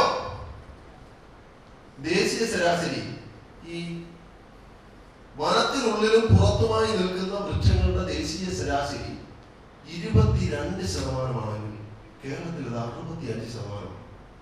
ഏറ്റവും കൂടുതൽ മരണങ്ങൾ നടക്കുന്ന വയനാട്ടിലെ വൃക്ഷാപനം എത്രയാണെന്ന് അറിയാമോ? 84% വൃക്ഷാപനം. അവിടെയാണ് എന്തുകൊണ്ട് പോയി വെക്കാൻ പറയുന്നത്? മരം കൊണ്ട് വെക്കാൻ പറയുന്നത്. അവിടെ ഒരു വാർഷി അങ്ങനെ സംഭവം. അവിടെ ഈ ഉരുട്ടി ഏതാണ്ട് മണ്ണിനകത്തൊക്കെ ഈ സീഡ് ബോൾ ഉരുട്ടിക്കൊണ്ട് പിള്ളേരെ കൊണ്ട് വനത്തിലൂടെ പോയി ഇടമൂന്ന് മരങ്ങൾ നിൽക്കുന്നതിന്റെ ഇടയിലേക്ക് ഈ ബോൾ എറിയിക്കുക. എന്നിട്ട് പിള്ളേരോട് പറഞ്ഞു കൊടുക്കുക, നിങ്ങൾ ഈ എറിയുന്ന ഈ ബോളുകളൊക്കെ നാളെ വലിയ വലിയ വൃക്ഷങ്ങളാവും. എവിടാ 84% വൃക്ഷാവരണമുള്ള ഇടുക്കി പോലെയുള്ള പത്തനംതിട്ട ജില്ല 54% റിസർവ് ഫോറസ്റ്റ്. ട്രീ കവർ 80%, 74 മുതൽ 80% വരെ ട്രീ കവർ. 54% മരമുള്ള പത്തനംതിട്ട ജില്ലയിലെ മരം വെയ്പ്പ് ഉത്സവം നടക്കുക. ജൂൺ മാസം 5-ാം തീയതി ആകുമ്പോഴേക്ക് എല്ലാവരും കൂടെ മരം നടലാണ്. എന്റെ നെല്ലെനിക്ക് നോക്കിക്കോണം, നിങ്ങൾ നോക്കിക്കൂടുക. അപ്പൊ അവിടെയും കൊണ്ടുവന്നെന്താ? അവിടെയും മരം നടൽ മഹോത്സവം. മുട്ടറ്റം വരെ വയറ് കിടക്കുന്നവർക്ക് ഒരു കാർപ്പറ്റൊക്കെ വിരിച്ചിട്ടിരുന്നിട്ടേ കഴിഞ്ഞ വർഷം മരം വെച്ച അതേ കുഴിയിൽ വീണ്ടും അലവാക്ക് വെച്ച ഒരു കുഴി എടുത്തിട്ട് ഒരു കുറ്റി തിരിച്ചു താണ്ടി വെച്ചേക്കുക. കാരണം അവൻ നോക്കുമ്പോ ഇലയാണല്ലോ ആദ്യം ഉണ്ടാകേണ്ടത്. അപ്പൊ ആദ്യം വളം അതിന് കിട്ടിക്കോട്ടെന്ന് പറഞ്ഞ് തലതിരിച്ച് ഈ കുഴിയിലോട്ട് നട്ടു വെച്ചേക്കുക. അടുത്ത വർഷം വീണ്ടും അവിടെ നടുക. എന്നാലോചിച്ചോളൂ, അവിടെ നിന്ന് പോയി കിടന്ന് വാപ്പളിച്ചിരുന്ന് അവിടെ നിന്ന് പോയിരുന്നു ഉറങ്ങിയിരിക്കുന്നത്. കാരണം ഇവന്മാര് വായിക്കൊണ്ട് മരം വെച്ചു പറഞ്ഞു മനസ്സിലായോ? ഇങ്ങനെ ഒരു തെറ്റായ കപട പരിസ്ഥിതിവാദം. ഇന്നലെ ഏരിയ സാർ ക്ലാസ് എടുത്തപ്പോൾ കൃത്യമായിട്ട് പറഞ്ഞിട്ടുണ്ടാവും, നമുക്ക് ഓക്സിജൻ തരുന്ന മരങ്ങളാണെന്ന്. പലരും ഇവിടെ നിന്ന് ഞെട്ടിയെന്ന ഇവിടെ വടക്കൻ സാറൊക്കെ പറഞ്ഞത്. പലരും കസേരയിൽ കിടന്നെ കണ്ടു. കാരണം ഇന്നലെ വരെ വിചാരിച്ചിരുന്നത് എന്താണെന്നറിയോ? ഇവിടെ ഈ മരമല്ലേ ഓക്സിജൻ തരുന്നത്. രാവിലെ ജോലിക്ക് പോകാൻ ഇറങ്ങുന്ന സമയത്ത് മുറ്റത്ത് വയ്ക്കുന്ന മരത്തിന് ഒരു ഉമ്മ കൊടുത്തിട്ട് ഭാര്യയെ തിരിഞ്ഞു പോലും നോക്കാതെ പോകുന്ന കലാകാരന്മാർ ഇവിടെ കാണാം. ഓക്സിജൻ തരുന്നല്ലേ? ഞാൻ പറഞ്ഞ ഭാഗം മനസ്സിലായി. ഞാൻ തീരദേശ മേഖലയിലെ പ്രതിസന്ധിയിലേക്ക്. അപ്പോൾ ഞാൻ ഈ പറഞ്ഞ 3 പൊതുബോധങ്ങൾ. ഒന്ന്, എന്താണ്? വനം കുറഞ്ഞിട്ടില്ല. 2, വന്യജീവികളുടെ എണ്ണം കുറഞ്ഞിട്ടില്ല. 3, മനുഷ്യൻ വനത്തിനുള്ളിലേക്ക് അതിക്രമിച്ച് കയറിയിട്ടില്ല. നമ്മള് വന്യജീവി ആക്രമണം ചർച്ച ചെയ്യപ്പെടേണ്ട വിഷയമാണ്. ഇക്കോളജിക്കലി സെൻസിറ്റീവ് ഏരിയ എന്ന് പറയുന്ന ESAയുടെ പ്രശ്നങ്ങൾ ചർച്ച ചെയ്യപ്പെടേണ്ട വിഷയമാണ്. ഇക്കോളജിക്കലി സെൻസിറ്റീവ് സോൺ എന്ന് പറയുന്ന ബഫർ സോണിന്റെ വിഷയം ചർച്ച ചെയ്യപ്പെടേണ്ട വിഷയമാണ്. EFA എന്ന് പറയുന്ന ഇക്കോളജിക്കലി ഫ്രജൈൽ ലാൻഡിന്റെ വിഷയം ചർച്ച ചെയ്യപ്പെടേണ്ട വിഷയമാണ്. അതുപോലെ തന്നെ 1971 Kerala private forest vesting and assignment act എന്ന് പറയുന്ന ഒരു ആക്ട് കൊണ്ടുവന്നത് എന്തിനു വേണ്ടിയിട്ടാണെന്ന് അറിയാമോ? കോഴിക്കോട് മേഖലയിലൊക്കെ ഒരുപാട് എനിക്ക് തോന്നുന്നു അതിന്റെ ഒരു രക്തസാക്ഷിയാണ് നമ്മുടെ സംഘാടകர்கள்.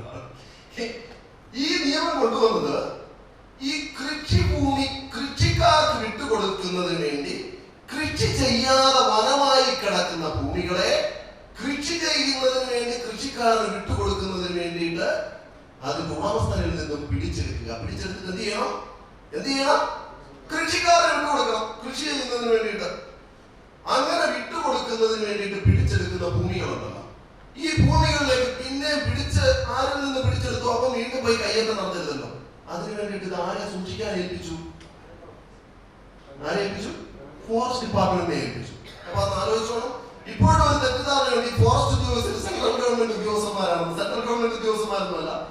ഫോറസ്റ്റ് ഉദ്യോഗസ്ഥർ എന്ന് പറയുന്നത് സ്റ്റേറ്റ് ഗവൺമെന്റിന്റെ ജോലിക്കാർ തന്നെ. നമ്മളാ ശമ്പളം കൊടുക്കുന്നത്. നമ്മളെ ശമ്പളം കൊടുക്കുന്ന ഉദ്യോഗസ്ഥർ തന്നെയാണ് എന്താ മന്ത്രി പറഞ്ഞിട്ട് അനുസരിക്കുന്നില്ല എന്ന് പറയുന്നത്. ഞാൻ അതിലേക്ക് വരാം. അപ്പൊ തൽക്കാലത്തേക്ക് ഒരു സംരക്ഷണത്തിന് വേണ്ടിയിട്ട് ഇതാരെ ഏൽപ്പിച്ചു? ഫോറസ്റ്റ് ഡിപ്പാർട്ട്മെന്റിനെ ഏൽപ്പിച്ചു. എന്നിട്ട് ആ പിടിച്ചെടുക്കുന്ന ഭൂമികളിൽ വീണ്ടും അതിക്രമിച്ച് കയറിയാൽ അതിക്രമിച്ച് കയറുന്നവർക്കെതിരെ കേസെടുക്കുന്നതിന് വേണ്ടിയിട്ട് ഒരു വകുപ്പ് വേണമല്ലോ. അല്ലെങ്കിൽ കേസെടുക്കാൻ പറ്റില്ലല്ലോ. കാരണം കേസെടുക്കണമെങ്കിൽ എന്ത് വേണം? നിയമം വേണം. നിയമത്തിന്റെ ലംഘനം ഉണ്ടായാൽ മാത്രമേ എന്ത് ചെയ്യാൻ പറ്റൂ? കേസ് രജിസ്റ്റർ ചെയ്യാൻ പറ്റൂ. അങ്ങനെ കേസ് രജിസ്റ്റർ ചെയ്യുന്നതിന് വേണ്ടിയിട്ട് മാത്രം ഈ ഭൂമികൾക്ക് താൽക്കാലികമായിട്ട് റിസർവ് വരണമെന്നുള്ള അല്ലെങ്കിൽ റിസർവിന്റെ സ്റ്റാറ്റസ് കൊടുത്തു. ഞാൻ പറഞ്ഞ മനസ്സിലായോ? പിടിച്ചെടുക്കുന്ന ഭൂമികൾ ഫോറസ്റ്റ് ഡിപ്പാർട്ട്മെന്റിനെ സൂക്ഷിക്കാൻ ഏൽപ്പിക്കുന്നു. ആ സൂക്ഷിക്കാൻ ഏൽപ്പിക്കുന്ന ആ സമയത്ത് ആ ഭൂമികൾക്ക് റിസർവ് എന്ന് പറയുന്ന സ്റ്റാറ്റസ് കൊടുത്തു. അതിലേക്ക് വീണ്ടും അതിക്രമിച്ച് കയറിയാൽ ഫോറസ്റ്റ് ആക്ട് 1961 27-ാം വകുപ്പ് അനുസരിച്ച് ഫോറസ്റ്റിലേക്ക് ട്രസ്പാസ് ചെയ്യുന്ന അതേ സെക്ഷൻ വെച്ചുകൊണ്ട് കേസ് എടുക്കാനായിട്ട് അനുവാദം കൊടുക്കും. ഞാൻ പറഞ്ഞത് മനസ്സിലാവുന്നുണ്ടല്ലോ. അപ്പൊ അത് ഒരു ഘട്ടം. അപ്പൊ ഇത് എന്തിനു വേണ്ടിയിട്ടാണ്? അൾട്ടിമേറ്റ്ലി ആ നിയമത്തിന്റെ ഒബ്ജക്റ്റീവ് ക്ലോസിൽ പറയുന്നു, വ്യക്തമായിട്ട് പറയുന്നു, കൃഷി ചെയ്യാതെ വനം പോലെ കിടക്കുന്ന ഭൂമികൾ കൃഷിയോഗ്യമാക്കുന്നതിന് വേണ്ടി കർഷകൻ പതിച്ചു നൽകുന്നതിന് വേണ്ടിയിട്ട് മാത്രമാണ് ഇത് ഏറ്റെടുക്കുന്നത് എന്ന് ഈ ഒബ്ജക്റ്റീവ് ക്ലോസിൽ പറയും. ഇങ്ങനെ ഇരിക്കുമ്പോൾ ഈ പതിച്ചു കൊടുക്കുന്ന പ്രോസസ് ഒക്കെ നമ്മുടെ നാട്ടിലെ ഈ എക്സിക്യൂട്ടീവ് സംവിധാനമാണല്ലോ, നമ്മുടെ നാട്ടിലെ ഉദ്യോഗസ്ഥരുടെ സംവിധാനമാണല്ലോ. മാധ്യമ കമ്മിറ്റിയുടെ റിപ്പോർട്ട് അനുസരിച്ചുകൊണ്ട് ആ പട്ടയം കൊടുക്കാൻ തീരുമാനിച്ച് വർഷം 60 ഇതുവരെ പട്ടയം കൊടുത്ത് തീർന്നിട്ടില്ല. അപ്പൊ ഈ ഉദ്യോഗസ്ഥര് പിടിച്ചെടുക്കൽ പെട്ടെന്ന് തന്നെ നടത്തി, എളുപ്പമുള്ള പണിയാണല്ലോ. പക്ഷെ ഈ പതിച്ചു കൊടുക്കൽ എന്ത് ചെയ്തില്ല? പതിച്ചു കൊടുക്കൽ പരിപാടി നടത്തിയില്ല. ഇങ്ങനെ ഇരിക്കെയാണ് 1976 വനവും പരിസ്ഥിതിയും സംസ്ഥാനത്തിന്റെ പട്ടികയിൽ നിന്ന് നേരെ എടുത്തിട്ട് എങ്ങോട്ടിട്ടു? കേന്ദ്രത്തിന്റെ അല്ല, കൺകറന്റ് ലിസ്റ്റ് കേന്ദ്രത്തിന്റെ ലിസ്റ്റാണെന്ന് തെറ്റിദ്ധാരണയുണ്ട്. കേന്ദ്രവും സംസ്ഥാനവും നിയമം ഉണ്ടാക്കുന്നതിന് വേണ്ടിയിട്ട് 2 പേർക്കും അനുവാദമുള്ള പട്ടികയാണ് കൺകറന്റ് ലിസ്റ്റ്. അവിടേക്ക് എടുത്തു. ആ ലിസ്റ്റിലേക്ക് എടുത്തിട്ടതിന് ശേഷം, അതായത് ആ ലിസ്റ്റിൽ നമ്മൾ മനസ്സിലാക്കേണ്ട ഈ ഭരണഘടനയിൽ ആ ലിസ്റ്റിൽ പറയുന്ന, അതായത് വിഷയങ്ങളുടെ പട്ടികയിൽ പറയുന്ന വിഷയങ്ങളെ ബേസ് ചെയ്ത് മാത്രമേ നിയമനിർമ്മാണം സാധ്യമാകൂ. ഭൂവിനിയോഗം എന്ന് പറയുന്നത് ഇപ്പോഴും സംസ്ഥാന പട്ടികയിലാണ്. അപ്പൊ ഇത് കൺകറന്റ് ലിസ്റ്റിൽ ഇട്ടതിന് ശേഷം 1980 ഫോറസ്റ്റ് കൺസർവേഷൻ ആക്ട് പാസ്സാകും. കേന്ദ്ര നിയമം വരും. അതിന്റെ സെക്ഷൻ 2 വനം ആയി പതിച്ചു കൊടുത്ത് അല്ലെങ്കിൽ വനം എന്ന് രേഖപ്പെടുത്തിയിട്ടുള്ള അല്ലെങ്കിൽ വനഭൂമി മറ്റാവശ്യങ്ങൾക്ക് നൽകണമെന്നുണ്ടെങ്കിൽ ആരുടെ പെർമിഷൻ വേണം? കേന്ദ്രത്തിന്റെ അനുമതി വേണം എന്നൊരു ക്ലോസ് കൊടുക്കുക. രസം മനസ്സിലായിക്കോണം. 1971 ഈ നിയമം കൊണ്ടുവരുമ്പോൾ ഈ പിടിച്ചുകൊടുത്ത് ഫോറസ്റ്റുകാരെ സൂക്ഷിക്കാൻ ഏൽപ്പിച്ച ഭൂമിയുടെ സ്റ്റാറ്റസ് എന്തുവാ? അതിന് മുമ്പ് പ്രൈവറ്റ് ഹോൾഡിംഗ് ആണ്. പറഞ്ഞു മനസ്സിലായി? വനഭൂമി അല്ല. അപ്പൊ റിസർവ് എന്ന് പറഞ്ഞ് സ്റ്റാറ്റസ് ആക്കി കൊടുക്കുന്നത് എന്തിനു വേണ്ടിയിട്ടാണ്? കേസ് എടുക്കാൻ വേണ്ടിയിട്ട് മാത്രം. അന്ന് വനംവകുപ്പ് എന്ന് പറയുന്ന സംസ്ഥാനത്തിന് മാത്രം അധികാരമില്ല. ഈ ഭൂമികളിലൂടെ എന്തിന്റെ റൈഡർ കയറ്റിക്കൊണ്ട് വന്നു? 1980 ഉണ്ടാക്കിയ ഫോറസ്റ്റ് കൺസർവേഷൻ ആക്ടിന്റെ റൈഡർ കയറ്റിക്കൊണ്ട് വന്ന രാജാമാർ പറയുകയാണ്, ഇതെന്താ റിസർവ് വനമാ. കേരളത്തിൽ ലക്ഷക്കണക്കിന് ആൾക്കാർ ഒരു തുണ്ട് ഭൂമിയില്ലാതെ ആദിവാസികൾ ഉൾപ്പെടെ സമരം ചെയ്യുമ്പോൾ കേരളത്തിന്റെ റവന്യൂ ഭൂമി, ലക്ഷക്കണക്കിന് ഹെക്ടർ ഭൂമി വനം വകുപ്പ് അന്യായമായി കൈവശം വെച്ചിരിക്കുകയാണ്. 2025 മെയ് മാസം 12-ാം തീയതി നടക്കുന്ന ഈ കർഷക മഹാപഞ്ചായത്ത് ആവശ്യപ്പെടുന്നു 1971 Kerala private forest investing and assignment act പ്രകാരം പിടിച്ചെടുത്തുള്ള മുഴുവൻ ഭൂമിയും ഫോറസ്റ്റ് ഡിപ്പാർട്ട്മെന്റ് വനം വകുപ്പിന് വിട്ടുകൊടുക്കണം. തിരിച്ച് വനം വകുപ്പ് ഗവൺമെന്റിന് വിട്ടുകൊടുക്കണം. ഒരു വിട്ടുവീഴ്ചയില്ലാതെ പറയുകയാണ്. Kerala private forest investing and assignment act അനുസരിച്ചുകൊണ്ട് കേരളത്തിൽ പിടിച്ചെടുത്ത് കർഷകന് പതിച്ചു കൊടുക്കാൻ, പിടിച്ചെടുത്തിട്ട് സൂക്ഷിക്കാൻ വേണ്ടി മാത്രം വനം വകുപ്പിനെ ഏൽപ്പിച്ചിട്ടുള്ള ലക്ഷക്കണക്കിന് ഹെക്ടർ ഭൂമികൾ തിരിച്ച് കേരള സംസ്ഥാനത്തിന്റെ റവന്യൂ വകുപ്പിന് വിട്ടുകൊടുക്കണം എന്ന് വളരെ ശക്തമായിട്ട് ഈ കർഷക മഹാപഞ്ചായത്ത് ആവശ്യപ്പെടുകയാണ്.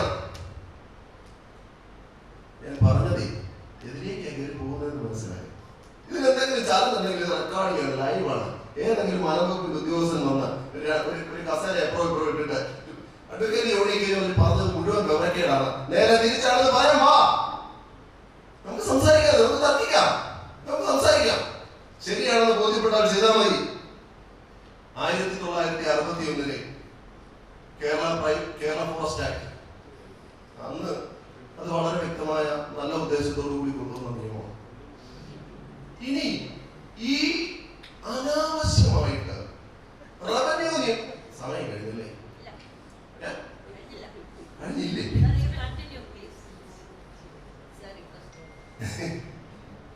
ഈ പ്രൊസീഡിയം എന്ന് പറയുന്ന ഒരു സംഗതിയുണ്ട്. ഇത് അനുവദിക്കാതെ ഒന്നും ചെയ്യാൻ പറ്റില്ല. എന്തോ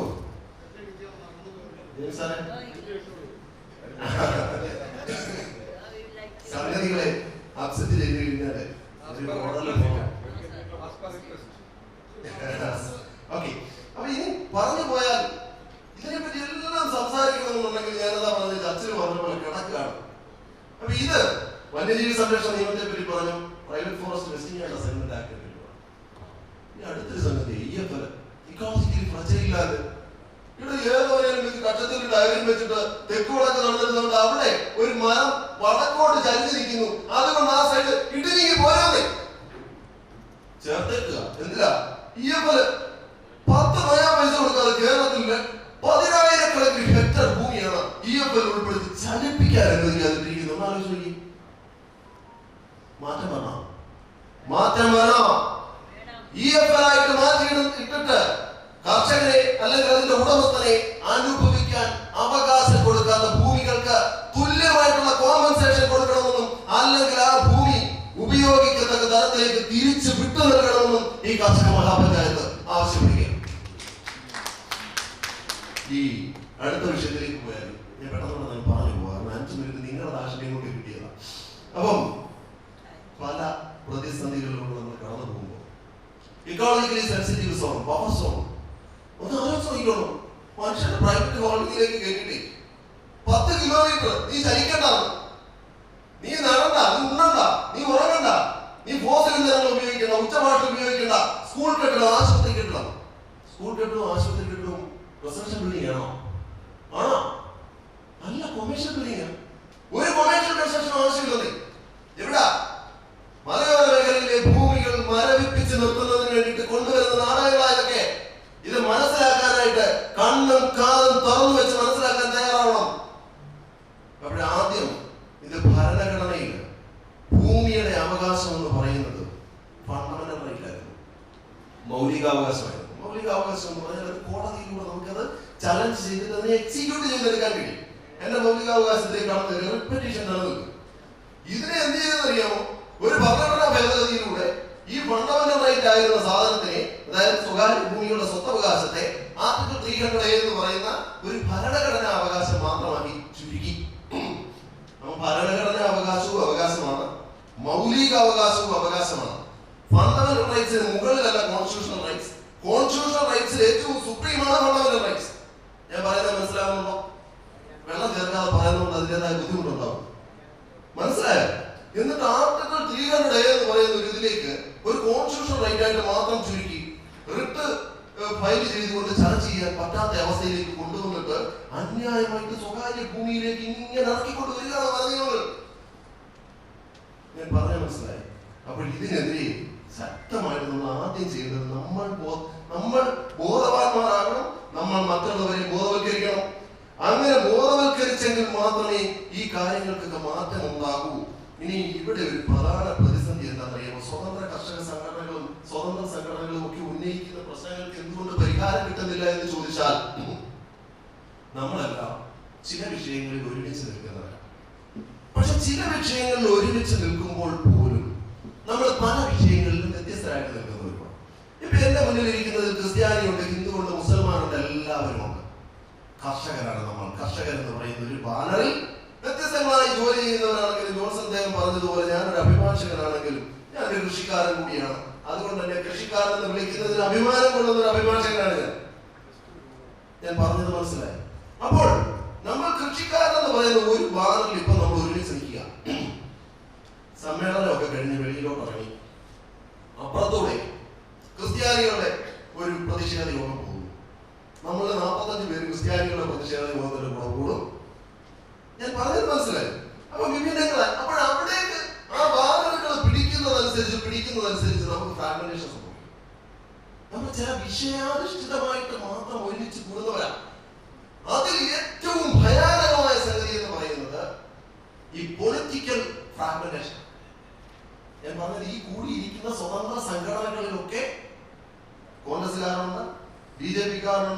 CPM-കാരനുണ്ട്, അല്ലെ, CPI-കാരനുണ്ട്.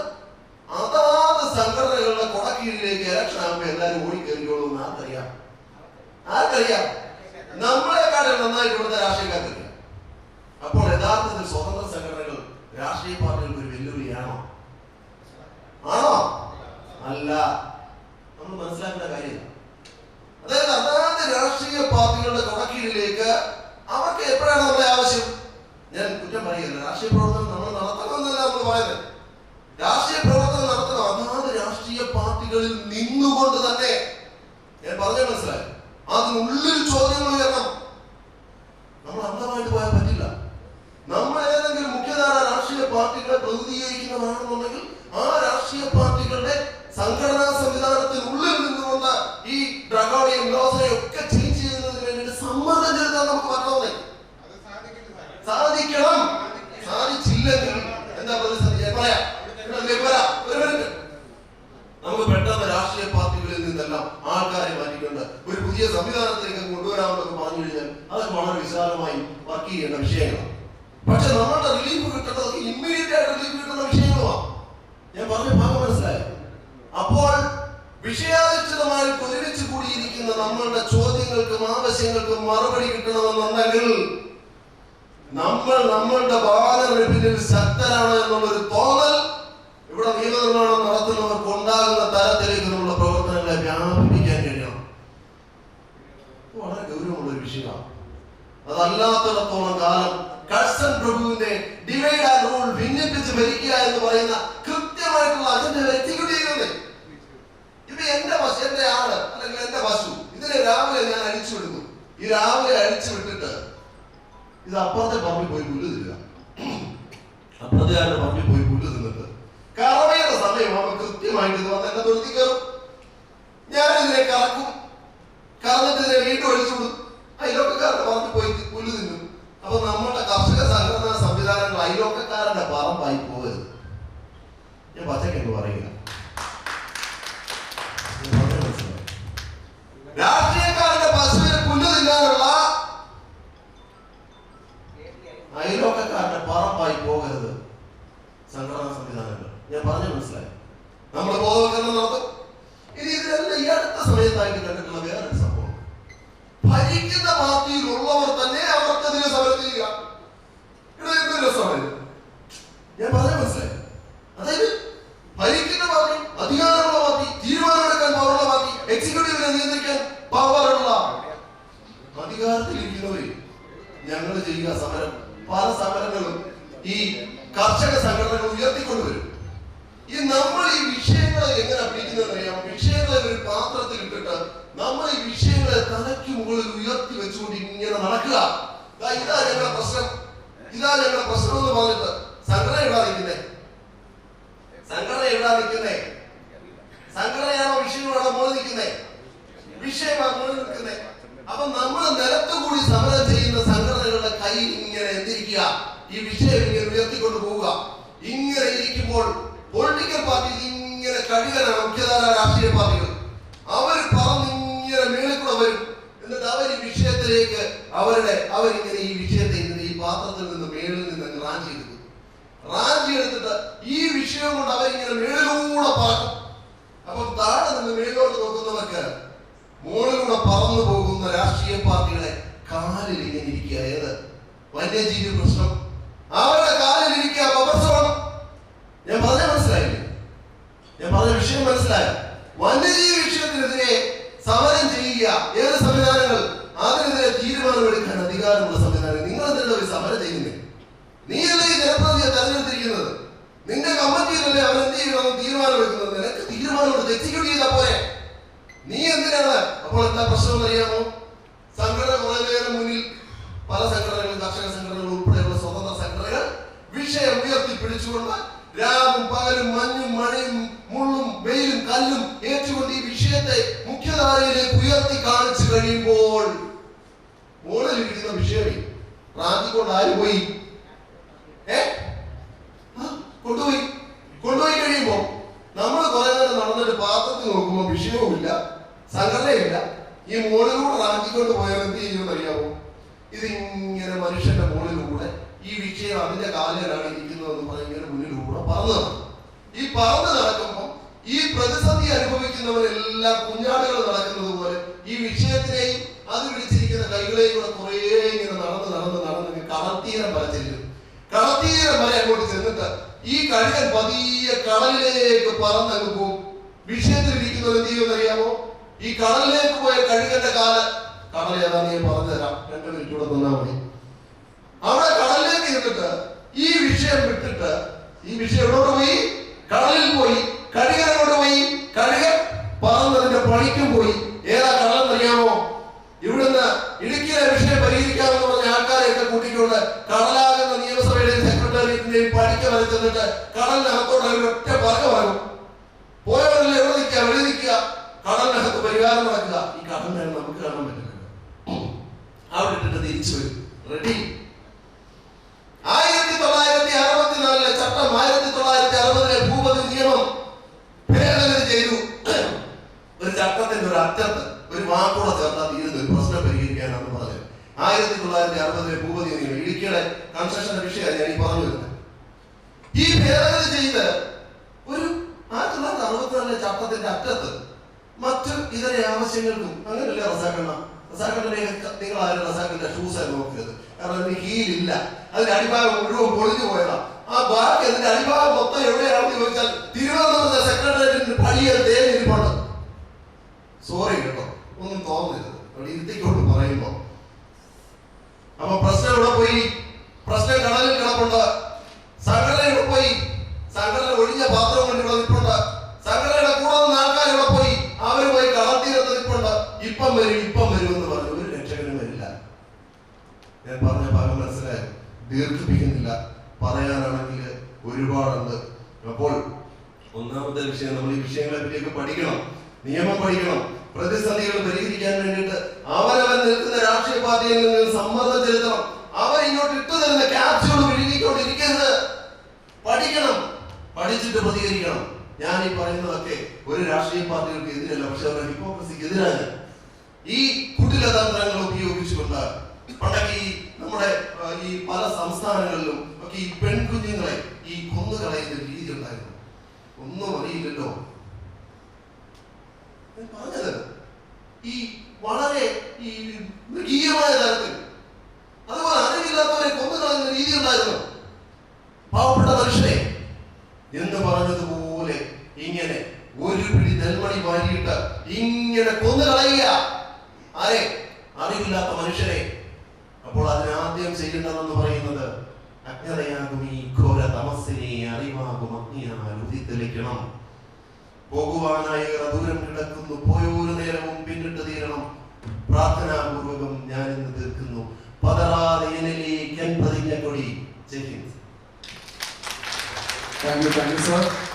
അടുത്തതായിട്ട് റബ്ബർ പ്രതിസന്ധികളെ കുറിച്ച് സംസാരിക്കുന്ന സംബന്ധിച്ച് നോക്കിയിരുന്നു രക്ഷകൻ വിടുന്നതിനെ സംബന്ധിച്ച് 2025 മലയോര മേഖലയിലെയും തീരദേശ മേഖലയിലെയും ഒക്കെ മനുഷ്യർ രക്ഷകന്റെ അവതാരത്തിന് വേണ്ടി നോക്കിയിരിക്കുക. എനിക്കൊരൊറ്റ ചോദ്യമേ ചോദിക്കാനുള്ളത്, ഞാനാണ് രക്ഷകൻ എന്ന് ചിന്തിക്കുന്നവരാണോ എന്റെ മുമ്പിൽ ഇരിക്കുന്നത്?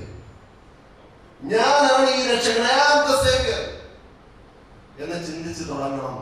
കാരണം നമ്മളെ ഉള്ളൂ നമ്മളെ രക്ഷിക്കാൻ. ഈ വൈൽഡ് ലൈഫ് പ്രൊട്ടക്ടറും പല നിയമങ്ങളുണ്ട്.